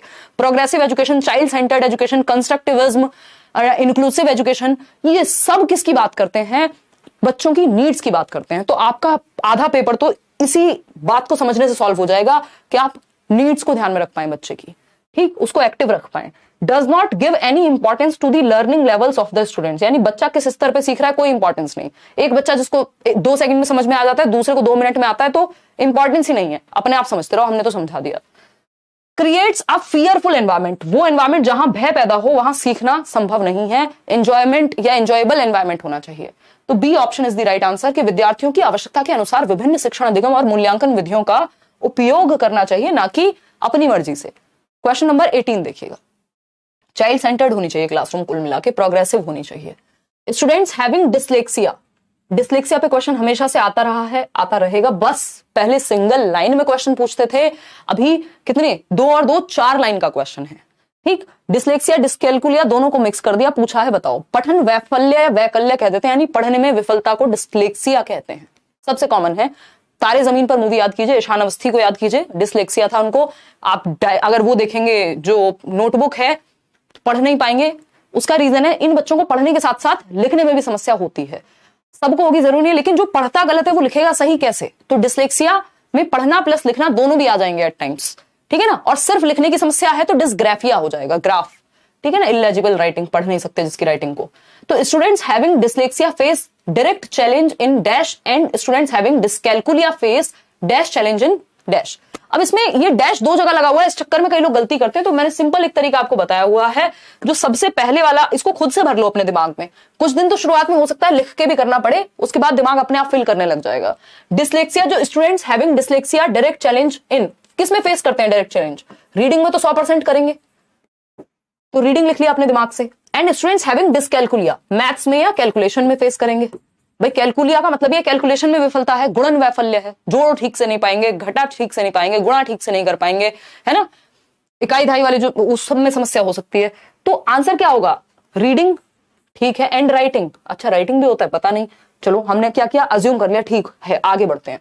मैनिपुलेटिंग नंबर्स, यानी नंबर्स के साथ खेलने में, अंकों के हेरफेर में उनको समस्या हो जाती है ना। 18 लिखा हुआ है, इसमें से कुछ घटाना है तो उनको कंफ्यूजन हो जाती है इसमें, ठीक है। बी ऑप्शन है manipulating numbers and spelling words, मतलब डिसलेक्सिया वाले को नंबर्स को मैनिपुलेट करने में और डिसकैल्कुलिया वाले को स्पेलिंग्स में। ये तो उल्टा कर दिया इन्होंने। भाई डिसकैल्कुलिया वाले को कैलकुलेशन में दिक्कत होती है, वर्ड्स में नहीं। स्पेलिंग वर्ड्स और फिजिकल कोऑर्डिनेशन, फिजिकल कोऑर्डिनेशन कौन सा होता है? डिस्प्रैक्सिया होता है, जिसमें बच्चे को शारीरिक समन्वयन में दिक्कत होती है। इनको हिंदी में भी यही कहते हैं। डिस्प्रैक्सिया में क्या होगा? टाई लगाना, पेन पकड़ना, है ना, कोई भी फिजिकल एक्टिविटी जिसमें शारीरिक समन्वय या कोऑर्डिनेशन की जरूरत पड़ेगी, उसमें दिक्कत होगी बच्चे को। फिजिकल कोऑर्डिनेशन और राइटिंग स्टोरी, डिसकैल्कुलिया नहीं होता, वो राइटिंग में समस्या डिसग्राफिया कहलाती है। क्या कहलाती है? डिसग्राफिया कहलाती है। तो सिर्फ एक ही उत्तर सही बचा, रीडिंग एंड राइटिंग दोनों में डिसलेक्सिया वाले को दिक्कत हो सकती है और डिसकैल्कुलिया वाले को नंबर्स के मैनिपुलेशन में, अंकों के हेरफेर में। अब किस लेवल की दिक्कत है, अलग अलग बच्चे में अलग अलग हो सकती है। आगे बढ़ते हैं क्वेश्चन नंबर 19 देखते हैं फटाफट से, क्या कहता है question number 19। For successful inclusion of students with visual impairment, हमें पता है बच्चे को इंक्लूसिव एजुकेशन में इंक्लूड करना होता है, समावेशन करना होता है बच्चे का, तो उस केस में हमें क्या करना है, पहले सक्सेसफुली इंक्लूड करना है किस तरह के बच्चे को, विजुअल इंपेयरमेंट यानी दिखने में समस्या है, दृष्टि बाधित बच्चा है, वो जूझ रहा है दृष्टि बाधिता से, यानी क्लियरली देख नहीं पाता है ना, पार्शियली देखता है या बिल्कुल नहीं देखता है, बिल्कुल नहीं देखता है तो यहाँ पे ब्लाइंड भी लिखा हो सकता था। अ टीचर शुड, टीचर को क्या करना चाहिए, जितनी ज्यादा इंफॉर्मेशन दे सके रिटन फॉर्मेट में उतनी दो। मतलब आप खुद सोचो, एक बच्चा जिसको देखने में पहले ही समस्या, उसको लिख के दे दो सब कुछ, भैया देख तो वो पहले ही नहीं पाता, तो ये तो खतरनाक या नेगेटिव ऑप्शन हो गया। Use colour pens to highlight important information, भैया देखने में समस्या, आप लगे पड़े हैं रिटर्न इंफॉर्मेशन पे, हट गया। Make diagrams on black board to visually describe the concept, यानी आप विजुअली ही पढ़ाएंगे और विजुअली ही दिक्कत है। ध्यान रखिए, जिस भी सेंस में, जिस भी ज्ञानेंद्रिय में दिक्कत है, यदि सुनने में दिक्कत है तो आप फोकस किस पे करेंगे, बाकी सेंसेस का यूज करेंगे, सिर्फ सुनाते ही नहीं रहेंगे। और सुनने में कम दिक्कत है तो हो सकता है थोड़ा लाउडली आप बोल लें, ठीक। तो विजुअली बच्चे को विजुअली ही इंफॉर्मेशन, विजुअली चैलेंज बच्चे को विजुअली इंफॉर्मेशन प्रेजेंट करेंगे कि देखना नहीं आता बट हम तो दिखा के ही पढ़ाएंगे तुमको, भाई उसके बाकी सेंसेस यूज कर लो, उसको टच करा के पढ़ा लो, उसको सुना के पढ़ा लो ताकि वो सुन तो सके। तो use auditory ways of presenting the information, यानी आपको ऑडिटरी वेज का इस्तेमाल करना है, यानी उसको आप आगे बिठा सकते हो ताकि वो सुन अच्छे से पाए, और अगर थोड़ा बहुत देख पाता है तो थोड़े बड़े अक्षर लिख सकते हो। इनमें से कोई ऑप्शन इन्होंने दिया नहीं है, तो auditory ways of presenting the information, यानी जानकारी को मौखिक रूप से भी आप प्रेजेंट करें, जो आपने बोर्ड पे लिख दिया है उसको बोल के भी बता दें साथ में, या कोई ऑडियो बुक का यूज कर सकते हैं, डी ऑप्शन। क्वेश्चन नंबर 20 देखिए, 10 क्वेश्चन और हैं इसके बाद। Which of the following is correct in the context of students with giftedness, यानी प्रतिभाशाली बच्चे। गिफ्टेडनेस का मतलब क्या है, जिनमें प्रतिभा है, कुछ डिफरेंट करना जानते हैं वो, ठीक है जी। डिफरेंट भी नहीं कहेंगे, बेसिकली उनका जो मेंटल एबिलिटी है, मानसिक क्षमता है, वो बाकी बच्चों से ज्यादा है, आईक्यू ज्यादा होता है, जनरली चीजों को समझते ज्यादा अच्छे से हैं, जल्दी समझ लेते हैं, डिफिकल्ट सिचुएशंस में भी ये सॉल्यूशन निकाल लेते हैं, तो बेसिकली इनका दिमाग थोड़ा तेज है, हम ये कह सकते हैं, ठीक है। और गिफ्टेड बच्चा 1 या 2% ही है, मतलब आईक्यू में ज्यादा डिफरेंस नहीं है, मैंने बताया था ना, आईक्यू अगर 60 बच्चों की क्लास है तो एवरेज जो 50 से 60% बच्चा है उसका आईक्यू एवरेज ही माना जाएगा। 1-2% बच्चे होंगे जो बिल्कुल गिफ्टेड होंगे, 1-2% बच्चे होंगे जिनको कोई प्रॉब्लम होगी या बहुत सीवियर डिफिकल्टी होगी। तो अगर हम बात करते हैं यहां, तो जो गिफ्टेड बच्चा है they can not, they think convergently. Gifted की निशानी है कि वो दिशाओं में सोच पाएगा, तभी तो प्रॉब्लम सॉल्वर अच्छा है वो, कि वो अलग अलग दिशाओं में सोच पाता है, तो ये तो गलत हो गया ऑप्शन, कन्वर्जेंट नहीं है। They have low receptivity to learn, यानी धीमे सीखते हैं, जबकि इनकी तीव्रता से ये सीख जाते हैं बहुत तेजी से। दे avoid taking risks of performing new task, भैया ये रिस्क टेकर होते हैं, चैलेंजिंग टास्क इनको पसंद आते हैं। दे, ये वही है, रिस्क है तो इश्क है वाले लोग जिनका दिमाग थोड़ा सा तेज है। They display reversibility and flexibility of mental processes, यानी रिवर्स जल्दी से कर लेते हैं चीजों को दिमाग में, एब्स्ट्रैक्ट चीजें सीख लेंगे, फ्लेक्सिबिलिटी होती है मेंटल प्रोसेसेस में, ये काम नहीं किया तो दूसरा नहीं तो तीसरा, तभी तो प्रॉब्लम सॉल्विंग अच्छी कर पा रहे हैं। तो D option is the right answer. इनको चैलेंजिंग टास्क दिए जाते हैं, जो हॉट्स होते हैं ना, हायर ऑर्डर थिंकिंग स्किल्स वाले क्वेश्चन वो दिए जाते हैं, लोअर ऑर्डर वाले नहीं, क्योंकि ये बोर हो जाएंगे यदि इनको चैलेंजिंग टास्क नहीं दिए गए क्लास में। तो देखिएगा क्वेश्चन नंबर 21, एक असर्शन है, दूसरा रीजन है, इसको हम पेट पे बाण मारने वाले क्वेश्चन कहते हैं। फटाफट से बताइएगा इसका जवाब क्या होगा।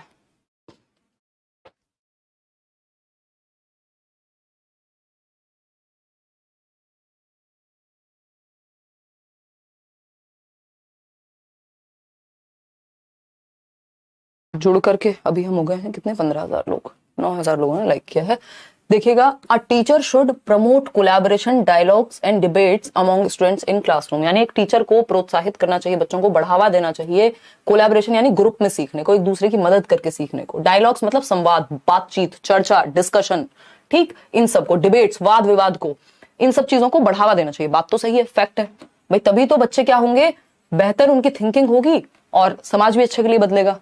रीजन क्या है इसका, children are capable to construct meaning of their environment through the social interactions.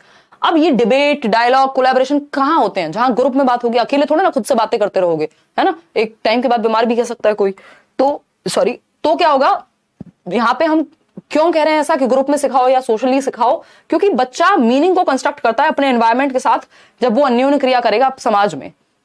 कौन कहता है ये बात? वाइगॉस्की कहते हैं। तो ये बात भी ट्रू है। तो ये तो आसान उत्तर हो गया इसका, A and R are true and R is the correct explanation of A. यदि दोनों सही है और ये इसका सही रीजन भी है तो बात ए ही सही हो जाएगी इसमें। आगे बढ़ेंगे क्वेश्चन नंबर 22 पे। सही उत्तर दे रहे हैं आप लोग सभी। आज तो आप स्मार्ट लग रहे हैं, बहुत दिमाग से बात हो रही है यहाँ पे, दिखने से नहीं, सिर्फ दिखने की बात कर देते हैं। कई लोगों को स्मार्ट कहो उनको लगता है मैं अच्छा दिख रहा हूँ, है ना, या दिख रही हूँ। फटाफट से बताइए, which of the following framework believes that learning is an active process which take place in cultural context. यानी कि लर्निंग क्या है? एक एक्टिव प्रोसेस है जो कल्चरल कॉन्टेक्स्ट में क्या लेती है?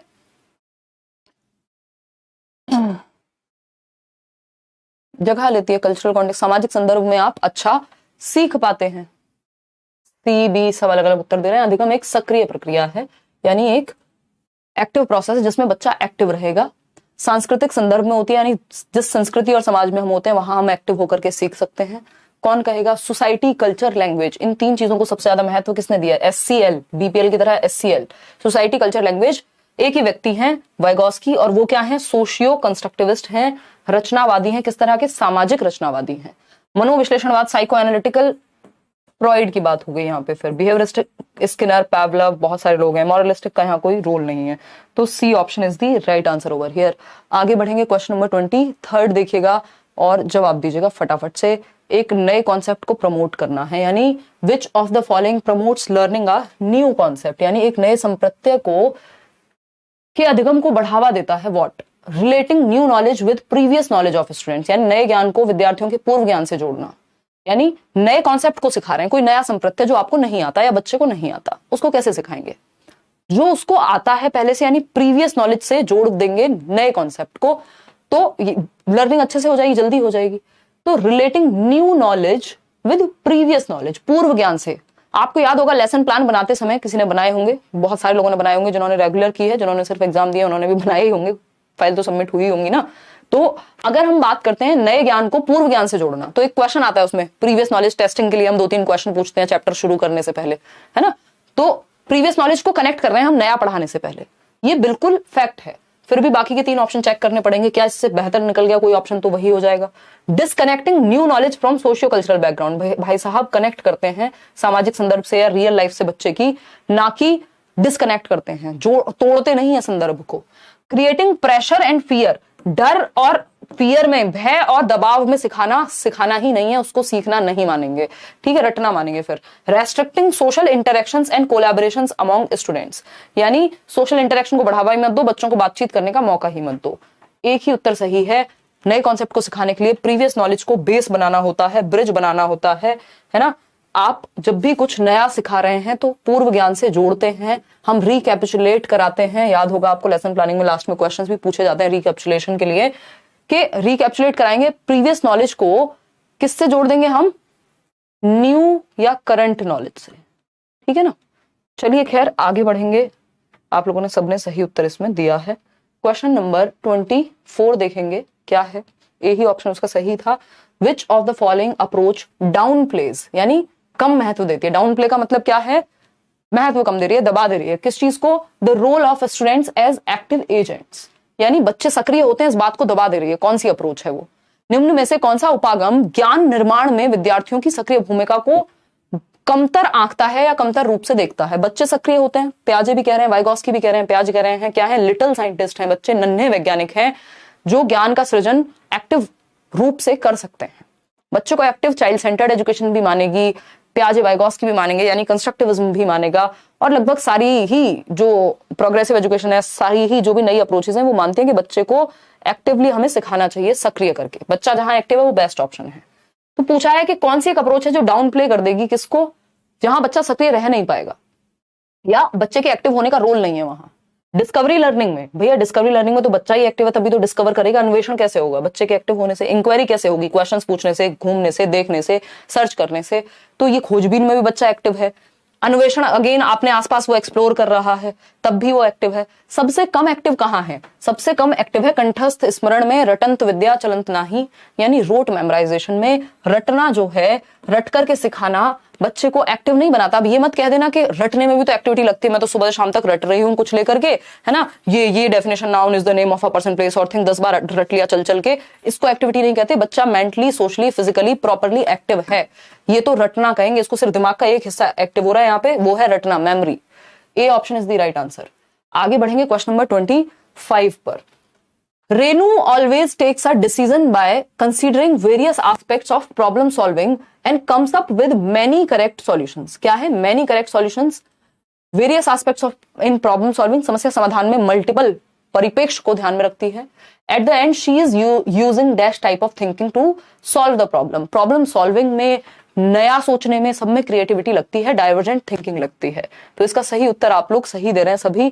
अपसारी चिंतन यानी डाइवर्जेंट थिंकिंग, दिशाओं में सोचने के लिए डाइवर्जेंट थिंकिंग का प्रयोग होता है कि एक चीज के 75 सॉल्यूशन हो सकते हैं, ये है डाइवर्जेंट थिंकिंग, जिससे प्रॉब्लम सॉल्विंग भी प्रमोट होती है। दूसरा क्रिएटिविटी यानी रचनात्मकता, कुछ नया सोचना भी प्रमोट होता है। ब्रेनस्टॉर्मिंग, जब आप ग्रुप में बिठा करके सोचने को कह रहे हैं तो वो बुद्धिशीलता या मस्तिष्क उद्वेलन कहते हैं, वो भी क्रिएटिविटी, प्रॉब्लम सॉल्विंग को बढ़ावा देता है। कन्वर्जेंट थिंकिंग जी नहीं, convergent thinking just intelligence based चीजों में लगती है। कोई याद करना है, कुछ बताना है, कुछ चूज करना है, जैसे इन 4 ऑप्शंस में से एक सही उत्तर चूज करने के लिए आपको सिर्फ कन्वर्जेंट थिंकिंग लगानी है, पहचानना है किसी एक उत्तर को, बनाना नहीं है खुद से कोई ऑप्शन। ईगोसेंट्रिक और इरेशनल नहीं है, रैशनल यानी लॉजिक होगा यहाँ पे। तो ए option is the right answer. Question number 26 देखिए क्या है। Question number 26, which of the following is the correct way to represent या to respond to the errors committed by students, यानी विद्यार्थियों द्वारा की गई त्रुटियों से निपटने का सही तरीका क्या है, बताइएगा एक बार। which of the following is the correct way, एक नंबर में क्वेश्चन आता है बच्चों के द्वारा कमिट किए गए एरर्स पे, यानी जब बच्चे गलती करते हैं आप उसको एज अ टीचर कैसे देखेंगे, ये एक नंबर का टॉपिक है आपका। अगर हम बात करते हैं कि बच्चों के एरर्स को हमें पॉजिटिवली देखना है, पहली बात तो ये, ठीक है ना, देखते हैं समझते हैं कहानी है क्या। अगर हम बात करते हैं कि करेक्ट वे क्या है रिस्पॉन्ड करने का, विद्यार्थियों द्वारा की गई त्रुटियों से निपटने का सही तरीका, पहला ऑप्शन है पनिशिंग द स्टूडेंट्स, ये तो अलाउड ही नहीं है और ना इससे कुछ होने वाला, ठीक। डर और भय से नहीं सिखाना, जॉय ऑफ लर्निंग लेके आना है बच्चे में। तो पनिश नहीं करना, दंड नहीं देना, फियर से नहीं कि पनिश कर देंगे तो फिर अगली बार तो वो आपको गलती दिखाएगा भी नहीं।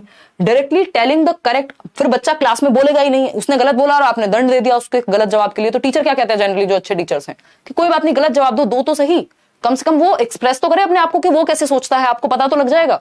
बी ऑप्शन है directly telling the correct answer to students and asking them to write in multiple times, यानी विद्यार्थियों को सही जवाब बता दो, सीधे सीधे, टाइम वेस्ट नहीं करते, सीधा उत्तर दे दिया और फिर उसके बाद उनसे कहेंगे कि बार बार लिखो, इसको 10 बार लिखो, रट्टे लग जाएं, ताकि बिहेवियरिस्टिक अप्रोच है ये भी होता है सिस्टम में, बट ये बिहेवियरिस्टिक अप्रोच है, ये मॉडर्न अप्रोच नहीं है। सी ऑप्शन है asking the students to copy the answer from their friend, तो ये तो बिल्कुल ही रटंत विद्या हो गई। Analysing the learning gaps which caused error and providing support to students accordingly, भाई अगर गलती हुई है तो कहीं तो लर्निंग में गैप होगा ना, कहीं तो वो जगह बन रही होगी जहां वो मिस कर गया बच्चा, वो गैप रह गया उसकी लर्निंग में, तभी तो गलत बोला उसने या एरर किया, तो वो गैप कहां है उसको पहचानना और फिर सपोर्ट देना बच्चे को अकॉर्डिंगली। कोई एक्टिविटी करा सकते हो, उसके कॉन्सेप्ट पे समझा सकते हो, उसको डिस्कशन कर सकते हो, है ना। तो D option is the right answer. Learning को, एरर को पॉजिटिव माना जाता है। एरर्स क्या है, विंडो है बच्चे के दिमाग में झांकने के लिए, जिसके through errors are also part of learning, गलतियां भी सीखने का ही हिस्सा है। क्वेश्चन नंबर 27, क्वेश्चन नंबर 27 क्या है, Which of the following emotions are students likely to experience when outcome is uncertain, यानी आउटकम पता ही नहीं है, पास होंगे, फेल होंगे, क्या होगा नहीं पता। And focus is on failure, और ध्यान आपका सारा इस बात पे, कहीं फेल हो गया तो, कहीं फेल हो गई तो क्या होगा, तो क्या होगा, तो क्या होगा, यानी एक तो परिणाम जो है वो अनिश्चित है, पता ही नहीं है क्या होगा, और दूसरा असफलता पे ही जोर है ना, कि मान लो कोई ऐसा होता भी है जनरली कि मान लो किसी को कोई बीमारी ही हो गई आज के समय में, तो हम ये कह रहे हैं, बहुत बड़े रजत, हम क्या कह रहे हैं कि भाई एक तो अनसर्टेन है, ठीक हो भी सकती है और हो ही जाएगी, जरूरी नहीं है, मतलब अनसर्टेन हो गया रिजल्ट। दूसरा क्या है, फोकस पूरा इस बात पे रहेगा कि यार कुछ हो गया तो, कुछ हो गया तो, कुछ हो गया तो, मतलब फेलियर पे, हम पॉजिटिव साइड पे कम, नेगेटिव पे दिमाग ज्यादा है ना। तो एक तो हमें पता है आज के जमाने में कंपटीशन है, भाई इतने % लोग ही हैं जो इस एग्जाम को निकाल पा रहे हैं मान लीजिए, तो हम पहले से मान लेंगे कि हमारा जो फोकस है वो फेलियर पे हो गया। दूसरा, रिजल्ट तो सच में ही नहीं पता, किसी को भी हो सकता है, मतलब पूरी मेहनत करके भी चीजें गड़बड़ हो सकती हैं। तो इस चीज, जब आपका ध्यान पूरा इस बात पे है कि फेलियर फोकस जो फोकस है आपका वो फेलियर पे है टोटली, और दूसरा रिजल्ट भी अनसर्टेन है, कोई निश्चित नहीं है पहले से। तो एंजॉयमेंट आएगा, एंजॉयमेंट बहुत कम लोगों को आएगा ऐसी सिचुएशन में जिनका ध्यान भी फेलियर पे हो और वो एंजॉयमेंट में भी लगे पड़े हो। ठीक, होप आएगी, होप कहां से आएगी जब पूरा ध्यान आपने फेलियर पे डाल दिया। तो बोर्डम आएगा, एंग्जाइटी आएगी। कौन सा इमोशन आएगा? दुश्चिंता। क्यों? क्योंकि अब आप लूप में जाएंगे। किस चीज के लूप में? नेगेटिव थिंकिंग के, ओवर थिंकिंग के। ठीक, अगर फोकस यहां पॉजिटिव पे होता या लर्निंग पे होता तो एंग्जाइटी की जगह क्या होता? एंजॉयमेंट होता, होप होती। ठीक है, तो ये अंतर है। इस क्वेश्चन को वैसे भी पूछा जा सकता है घुमा के। क्वेश्चन नंबर 28 देखिए, 2-3 सवाल और हैं आज के। Student should be motivated to frame dash goals. किस तरह के लक्ष्य बच्चे को बनाने चाहिए?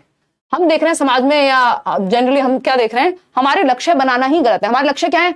इस चीज से इतना पैसा आएगा, है ना, इस चीज से इतना नाम मिलेगा, है ना। आजकल यूट्यूब भी लोग स्टार्ट करते हैं, जनरली मिलते भी हैं कई बार, कि मुझे फेमस होना है इसलिए यूट्यूब करना है, which is not a very bad reason. कि हाँ ठीक है, एक वन ऑफ द गोल्स हो सकता है किसी का, बट मुख्य गोल अगर ये सेट हो गया कि मुझे इस चीज से बहुत पैसा कमाना है, मुझे ये करना है, मतलब ये क्या है? लर्निंग गोल्स नहीं है, ये परफॉर्मेंस गोल्स हैं कि 90% लाना है इसलिए पढ़ना है, चाहे रट के आए, सीख के आए, कैसे भी आए। ठीक, तो student should be motivated to frame dash goals, mastery oriented, performance oriented, failure accepting या मास्टरी अवॉइडेंस। फेलियर एक्सेप्टिंग का मतलब हम पहले ही मान लिया, अरे फेल हो गए तो कोई बात नहीं भाई, लड़ते तो सब जीतने के लिए ही है ना जनरली, है ना। अगर देखा जाए तो ऐसा थोड़ी, अगर नहीं भी लर्निंग के लिए भी लड़ रहे हैं तब भी ऐसा थोड़ी कि आप ये पहले से मान लेते हैं कि फेल हो ही गया हूं। तो ये फेलियर एक्सेप्टिंग कोई अप्रोच नहीं है यहाँ पे, ये तो बाद में करनी ही पड़ती है। मास्टरी अवॉइडेंस की बात करें तो मतलब आपको मास्टरी नहीं चाहिए, आपको किसी चीज में मास्टर नहीं बनना, महारत नहीं चाहिए, पारंगतता नहीं चाहिए, तो ये भी कोई पॉजिटिव गोल नहीं हुआ।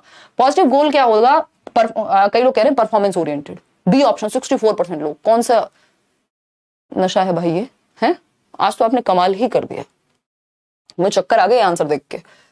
प्रदर्शन उन्मुखी, परफॉर्मेंस ओरिएंटेड, मैंने अभी आपको एग्जांपल भी दिया था कि यदि कोई ये गोल बनाता है कि मुझे फेमस होना है इसलिए मुझे ये काम करना है, या मुझे पैसा कमाना है सिर्फ इसलिए मुझे ये काम करना है, इसका मतलब आपका सारा ध्यान परफॉर्मेंस पे। परफॉर्मेंस ओरिएंटेड का मतलब है फर्स्ट आना। यहाँ परफॉर्मेंस वो नहीं है कि एक्टिविटी काम करने पे जोर है, परफॉर्मेंस का मतलब है यहाँ फर्स्ट आने पे जोर है। जबकि बेटर गोल्स कौन से हैं? Mastery orientation. 3 ओरिएंटेशन है, अभी बताऊंगी मैं आपको। महारत उन्मुखी, कि आपको मास्टर बनने में या मास्टरी हासिल करने में इंटरेस्ट है, इस तरह के, इसी को मास्टरी ओरिएंटेशन को लर्निंग ओरिएंटेड गोल्स भी कह सकते हो, कि आपका सीखने पे फोकस है, फर्स्ट आओगे सेकंड आओगे देखा जाएगा। ठीक है ना, तो ये आपने उत्तर गलत दे दिया यहां। स्टूडेंट शुड बी मोटिवेटेड, हमको बच्चों को किस चीज के लिए मोटिवेट करना चाहिए, किस तरह के गोल्स फ्रेम करने के लिए या बनाने के लिए, तो ये मास्टरी ओरिएंटेड गोल्स फ्रेम करने के लिए हमें मोटिवेट करना चाहिए। इतना गलत जवाब आपने आज दिया है, एक 63% लोग अभी भी गलत उत्तर दे रहे हैं। मेरा मन कर रहा है इसे 4 बार पढ़ लूं क्वेश्चन को, मतलब मुझे डाउट करा दिया आपने कि मैंने कहा पता नहीं मैंने गलत पढ़ दिया हो कहीं, है ना, कोई शब्द छूट गया हो। कमाल लोग हैं आप लोग। देखिए अभी समझते हैं, ये टॉपिक अब से पहले आया नहीं है ना, तो इसमें आप इसलिए कंफ्यूज हो रहे हैं, नए वाले लोग होंगे स्पेशली, है ना। देखिए 3 तरह के गोल्स होते हैं यहाँ पे। अगर हम बात करते हैं 3 तरह के गोल्स हैं बच्चों को, जब आपको गोल सेट करा रहे हैं तो इसमें ध्यान रखना है, लक्ष्य कह सकते हो, या इसको दूसरी भाषा में 3 तरह की ओरिएंटेशन यानी उन्मुखीकरण भी है सीखने के, कि आपका सेंटर ऑफ लर्निंग क्या है, आप किस लिए कर रहे हैं कोई काम, वाई क्या है आपका, क्यों कर रहे हैं आप कोई काम। ठीक है ना, इसको आप ओरिएंटेशन या उन्मुखता कह सकते हैं, कि सेंटर क्या है सीखने का, केंद्र क्या है। तो 3 तरह के केंद्र होते हैं। एक है आपका परफॉर्मेंस ओरिएंटेशन, जिसको आपने सही मान लिया गलती से, परफॉर्मेंस गोल्स या परफॉर्मेंस ओरिएंटेशन, परफॉर्मेंस गोल्स ही लिख देती हूं मैं यहां पे। दूसरा है आपका फेलियर अवॉइडेंस, फेलियर अवॉइडेंस यानी फेलियर से बचना, किसी भी तरह से 30% नंबर आ जाए, 33% आ जाए, या फिर सीटेट में 90 नंबर आ जाए, किसी तरह से फेलियर से बच जाऊं। ठीक, थर्ड कौन सा है? थर्ड है मास्टरी ओरिएंटेशन। क्या है? मास्टरी, मास्टरी ओरिएंटेशन, या इसको आप मास्टरी गोल्स भी कह सकते हो, पारंगतता। यही बेस्ट है। क्यों? क्योंकि आपका ध्यान इस बात पे है कि मैं फर्स्ट आऊं, सेकंड आऊं, फोर्थ आऊं, फिफ्थ आऊं, व्हाटएवर, है ना, मुझे आता सब कुछ हो, मुझे पूरा सिलेबस पता है, मैंने अच्छे से पढ़ लिया है, सीख लिया, बहुत कुछ सीखने को मिलेगा। तो आपको सब कुछ आता है, ये है मास्टरी ओरिएंटेशन गोल, कि आपका फोकस लर्निंग पे है। इसको लर्निंग ओरिएंटेड गोल्स भी कह सकते हो, कि आपका ध्यान सीखने पे है, रिजल्ट पे नहीं है। अगर रिजल्ट पे ध्यान है तो दोनों ही खराब हो जाएंगे। क्या है? एक तो है परफॉर्मेंस गोल्स, क्या फर्स्ट आने पे, परफॉर्मेंस पे, परफॉर्मेंस क्या है? फर्स्ट आना है मुझे, सेकंड आना है, तो फर्स्ट आने वाला चाहे रट्टे लगाने पड़े, उसको कुछ भी करना पड़े, बस परफॉर्मेंस आनी चाहिए। फेलियर क्या है? फेलियर अवॉइडेंस, मतलब फेलियर से बचना चाह रहे हैं आप, तो किसी भी तरह से पास हो जाऊं, किसी भी तरह से पास हो जाऊं, रो के, पीट के, रट्टा लगा के, चीटिंग करके, वॉटएवर। तो ये भी एक नेगेटिव वे हो गया। ऐसे लक्ष्य हमें नहीं सेट करने, हमें वो लक्ष्य सेट करने हैं जिसमें हमें सीखने को मिले, कुछ पारंगतता, हमें मास्टरी हासिल करनी है, हमें पूरा सिलेबस आता हो, हमें एक टॉपिक समझ आता हो, हमने इनफ प्रैक्टिस की हुई हो, अपने आप रिजल्ट अच्छा आ जाएगा। ये वही वाला मास्टरी ओरिएंटेशन गोल वही है जो 3 इडियट का डायलॉग है ना, कि तुम एक्सीलेंस के पीछे भागो, सफलता झक मार के पीछे आएगी। तो ये एक्सीलेंस वाला गोल है, ठीक है ना। हमने शायद सबने यही गोल सेट किए हुए हैं, बहुत सारे लोगों ने परफॉर्मेंस गोल्स। इस चक्कर में आपने सबने सही उत्तर दे दिया। अब इसको ठीक कर लेना, है ना, कि हम मेहनत पे फोकस नहीं करते, हम परफॉर्मेंस पे फोकस कर रहे हैं, या फिर हमारा ध्यान इस बात पे किसी तरह से फेल होने से बच जाऊं। तो इन सब में बेस्ट क्या है? Mastery orientation. इन्हीं गोल्स पे, या लर्निंग गोल्स, इनको लर्निंग ओरिएंटेशन भी कह सकता है आपको पेपर में घुमा के। तो ध्यान रखना है, परफॉर्मेंस ओरिएंटेड गोल्स सबसे ज्यादा नेगेटिव है। मास्टरी अवॉइडेंस नहीं, मास्टरी अचीवमेंट होना चाहिए था, मास्टरी ओरिएंटेड होना चाहिए था। मास्टरी को अवॉइड क्यों करोगे? फेलियर एक्सेप्टिंग, तो ये एक तरह से ये भी नेगेटिव ही माना जाएगा। ये नहीं है, फेलियर एक्सेप्टिंग कोई गोल सेट नहीं करता कि फेलियर को पहले ही एक्सेप्टिंग गोल बना लिया आपने, कि फेलियर आया, मैंने एक्सेप्ट कर लिया, बात खत्म हो गई, है ना। वो अपने आप ही ये चीज शामिल है मास्टरी ओरिएंटेशन में। क्वेश्चन नंबर 29 देखिए, सेकेंड लास्ट क्वेश्चन है, ability to monitor, evaluate and modify one's own thought process is called dash. Performance orientation ऐसा है कि आज 15,000 लोग देख रहे हैं, अगर 15 ने लाइक नहीं किया, कल से बंद क्लास, है ना। ये क्या है? ये परफॉर्मेंस ओरिएंटेशन गोल है। या 15,000 लोगों से अगर 1,000 भी कम हो गए, चलो छुट्टी करते हैं, ये क्या हुआ? परफॉर्मेंस ओरिएंटेशन गोल है। मास्टरी ओरिएंटेशन क्या है? कि यार आज हम कुछ सीखेंगे, कुछ मुझे सीखने को मिलेगा, कुछ आपको सीखने को मिलेगा, प्रॉपर एक्सप्लेन करेंगे एक एक क्वेश्चन को, जिसे बोर होना है, सोना है, वो सो जाए। ये हुआ मास्टरी ओरिएंटेशन। फेलियर अवॉइडेंस क्या है? बस खींच तान के कर देंगे, है ना, जिससे कि ठीक है यार क्लास हो जानी चाहिए, तो वो हो जानी चाहिए, चाहे अच्छी हो बुरी हो, कोई फर्क नहीं पड़ रहा। या डी ऑप्शन 71% लोग कह रहे हैं, बिल्कुल सही है। एबिलिटी टू मॉनिटर, यानी अपनी स्वयं की चिंतन प्रक्रिया को जांचना, मॉनिटर करना, मैं सही सोच रहा हूं या गलत सोच रहा हूं। इवेल्युएट करना, यानी कितना ठीक हुआ, कितना क्या हुआ, उसको आप देख पा रहे हैं। और जरूरत पड़े तो मॉडिफाई करना, यानी चेंज लाना। यदि आप देख रहे हैं, आपने प्लान बनाया सीटेट का, आपने पढ़ाई शुरू की, अब आप मॉनिटर कर रहे हैं कि ये वाला सब्जेक्ट, ये वाली मैराथन, ये वाले नोट्स पढ़ लिए हैं या ये पढ़ने हैं मुझे, तो डेली बेसिस पे आप देख रहे हैं कि मुझे 3 घंटे का टारगेट था, क्या मैं 3 घंटे पढ़ पा रहा हूं या पढ़ पा रही हूं। फिर आप मॉनिटर कर रहे हैं खुद को पढ़ते समय, यार मुझे पढ़ना है। लास्ट में इवेल्युएट कर रहे हैं दिन को, 3 घंटे पढ़ा कि नहीं पढ़ा, आज क्या क्या पढ़ा। और जरूरत पड़ने पे अगले दिन मॉडिफाई भी कर रहे हैं। ये मेटा कॉग्निशन का हिस्सा है, जो आपको फ्री नोट्स दिए गए हैं, टेलीग्राम से जाके ले लो, नहीं मिले हैं तो अभी लास्ट में सबसे लास्ट टॉपिक इसमें ऐड किया हुआ है। ये पहले नहीं पूछा जाता था, बट हम डिस्कस करते थे इसको तब भी। मेटा कॉग्निशन यानी अधिसंज्ञान या परासंज्ञान। मेटा का मतलब होता है बियॉन्ड। वो मेटा वर्ड्स आया था ना कुछ टाइम पहले, फेसबुक ने नाम बदल दिया था, यानी बियॉन्ड। और कॉग्निशन का मतलब होता है ब्रेन प्रोसेसेस, यानी थिंकिंग कॉग्निशन का पार्ट है। तो कॉग्निशन का मतलब यहां थिंकिंग से है, तो बियॉन्ड थिंकिंग कह सकते हो आप यहां पे, है ना, यानी थिंकिंग के भी परे जाना। सिर्फ ये नहीं हाँ पेपर क्लियर करेंगे, तो ये तो आपने थिंकिंग कर ली, अच्छा यहां से पढ़ लेंगे। अब आप ना ये देख रहे हैं, ना टेस्ट दे रहे हैं, ना प्लान बना रहे हैं, ना पढ़ाई कर रहे हैं, अगर ये सब नहीं कर रहे हैं, इसका मतलब मेटाकॉग्निशन का इस्तेमाल नहीं कर रहे हैं। ठीक, अटेंशन, ये सिर्फ कॉग्निशन की चीजें हैं, याद करना, रिकॉल करना, ये सिर्फ दिमाग से होने वाली चीजें हैं। लेकिन दिमाग पे भी आप एक स्टेप आगे जाएंगे, बियॉन्ड जाएंगे, तो मेटाकॉग्निशन आएगा।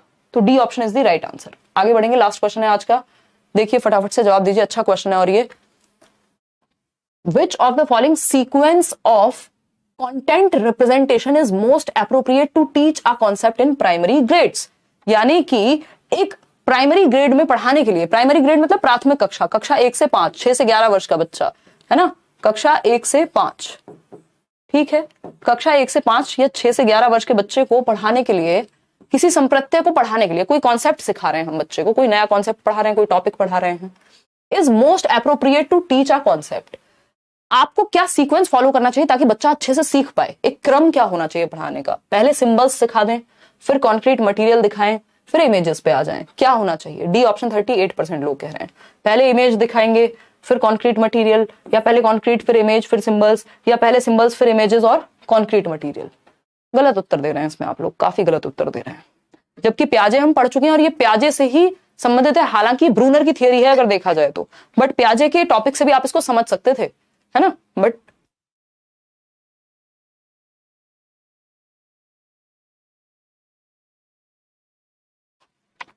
देखिए समझते हैं।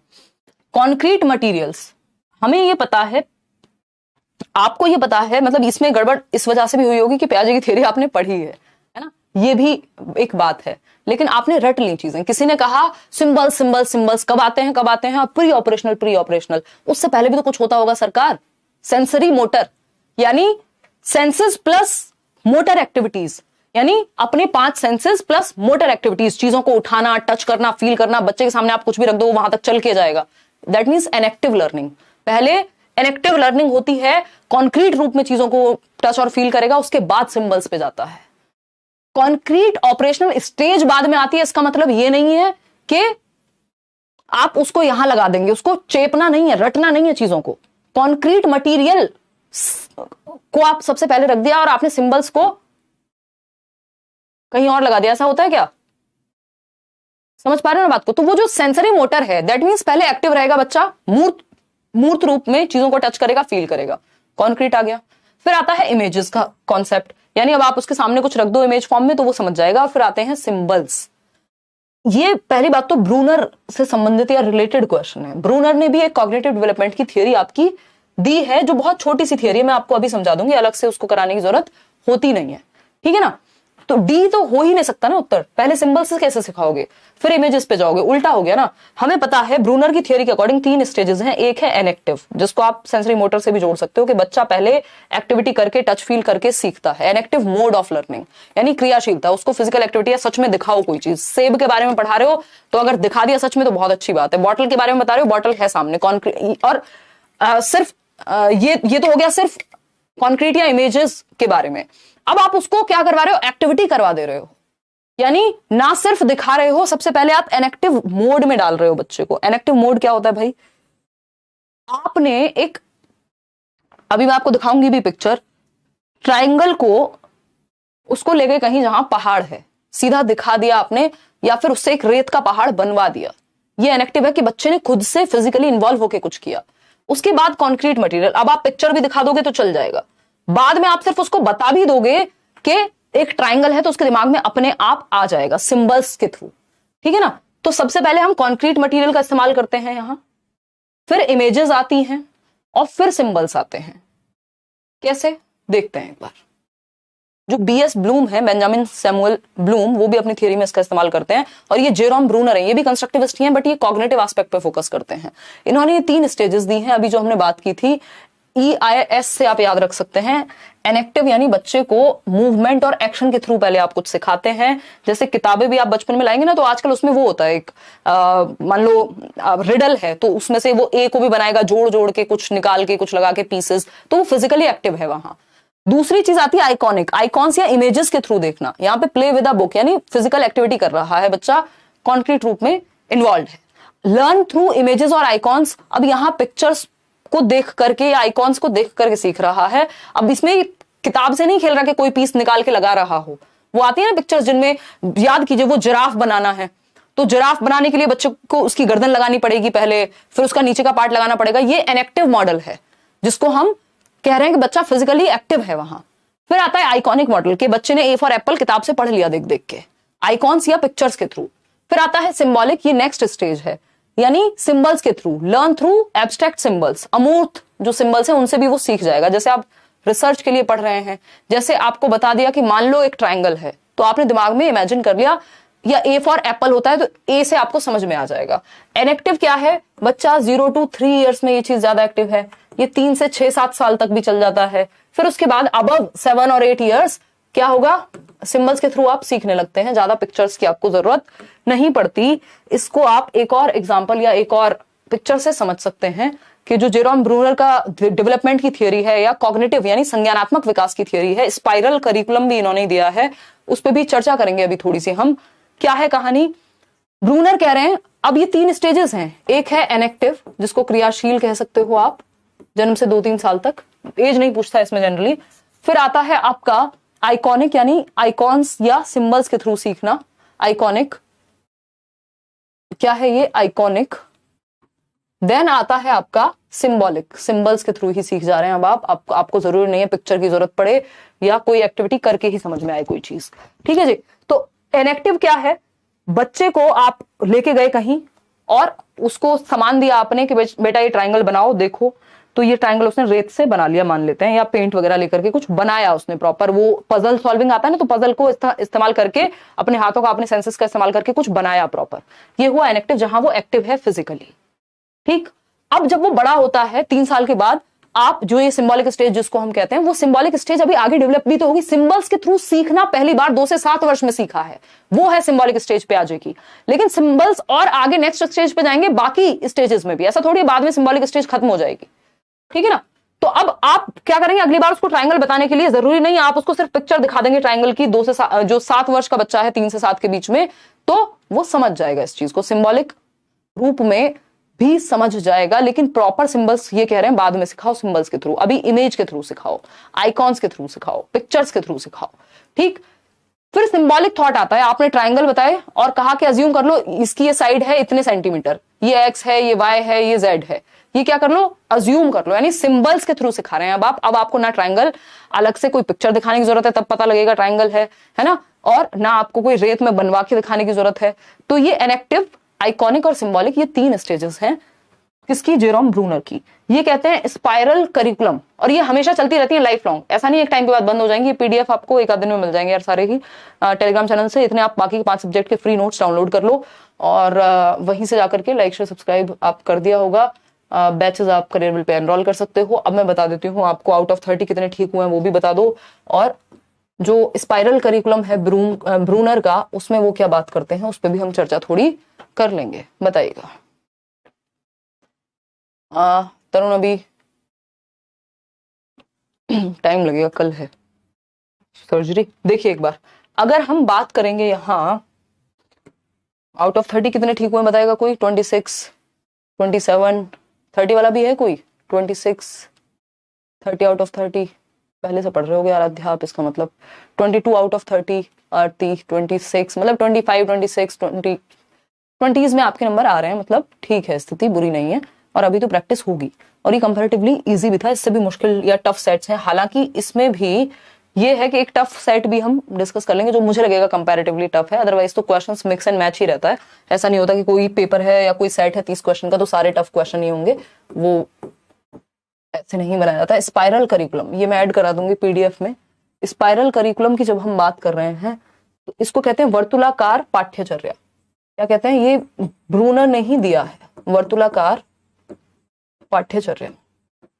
बात सही है या नहीं? ठीक, किसने दिया ये कॉन्सेप्ट? जेरोम ब्रूनर ने।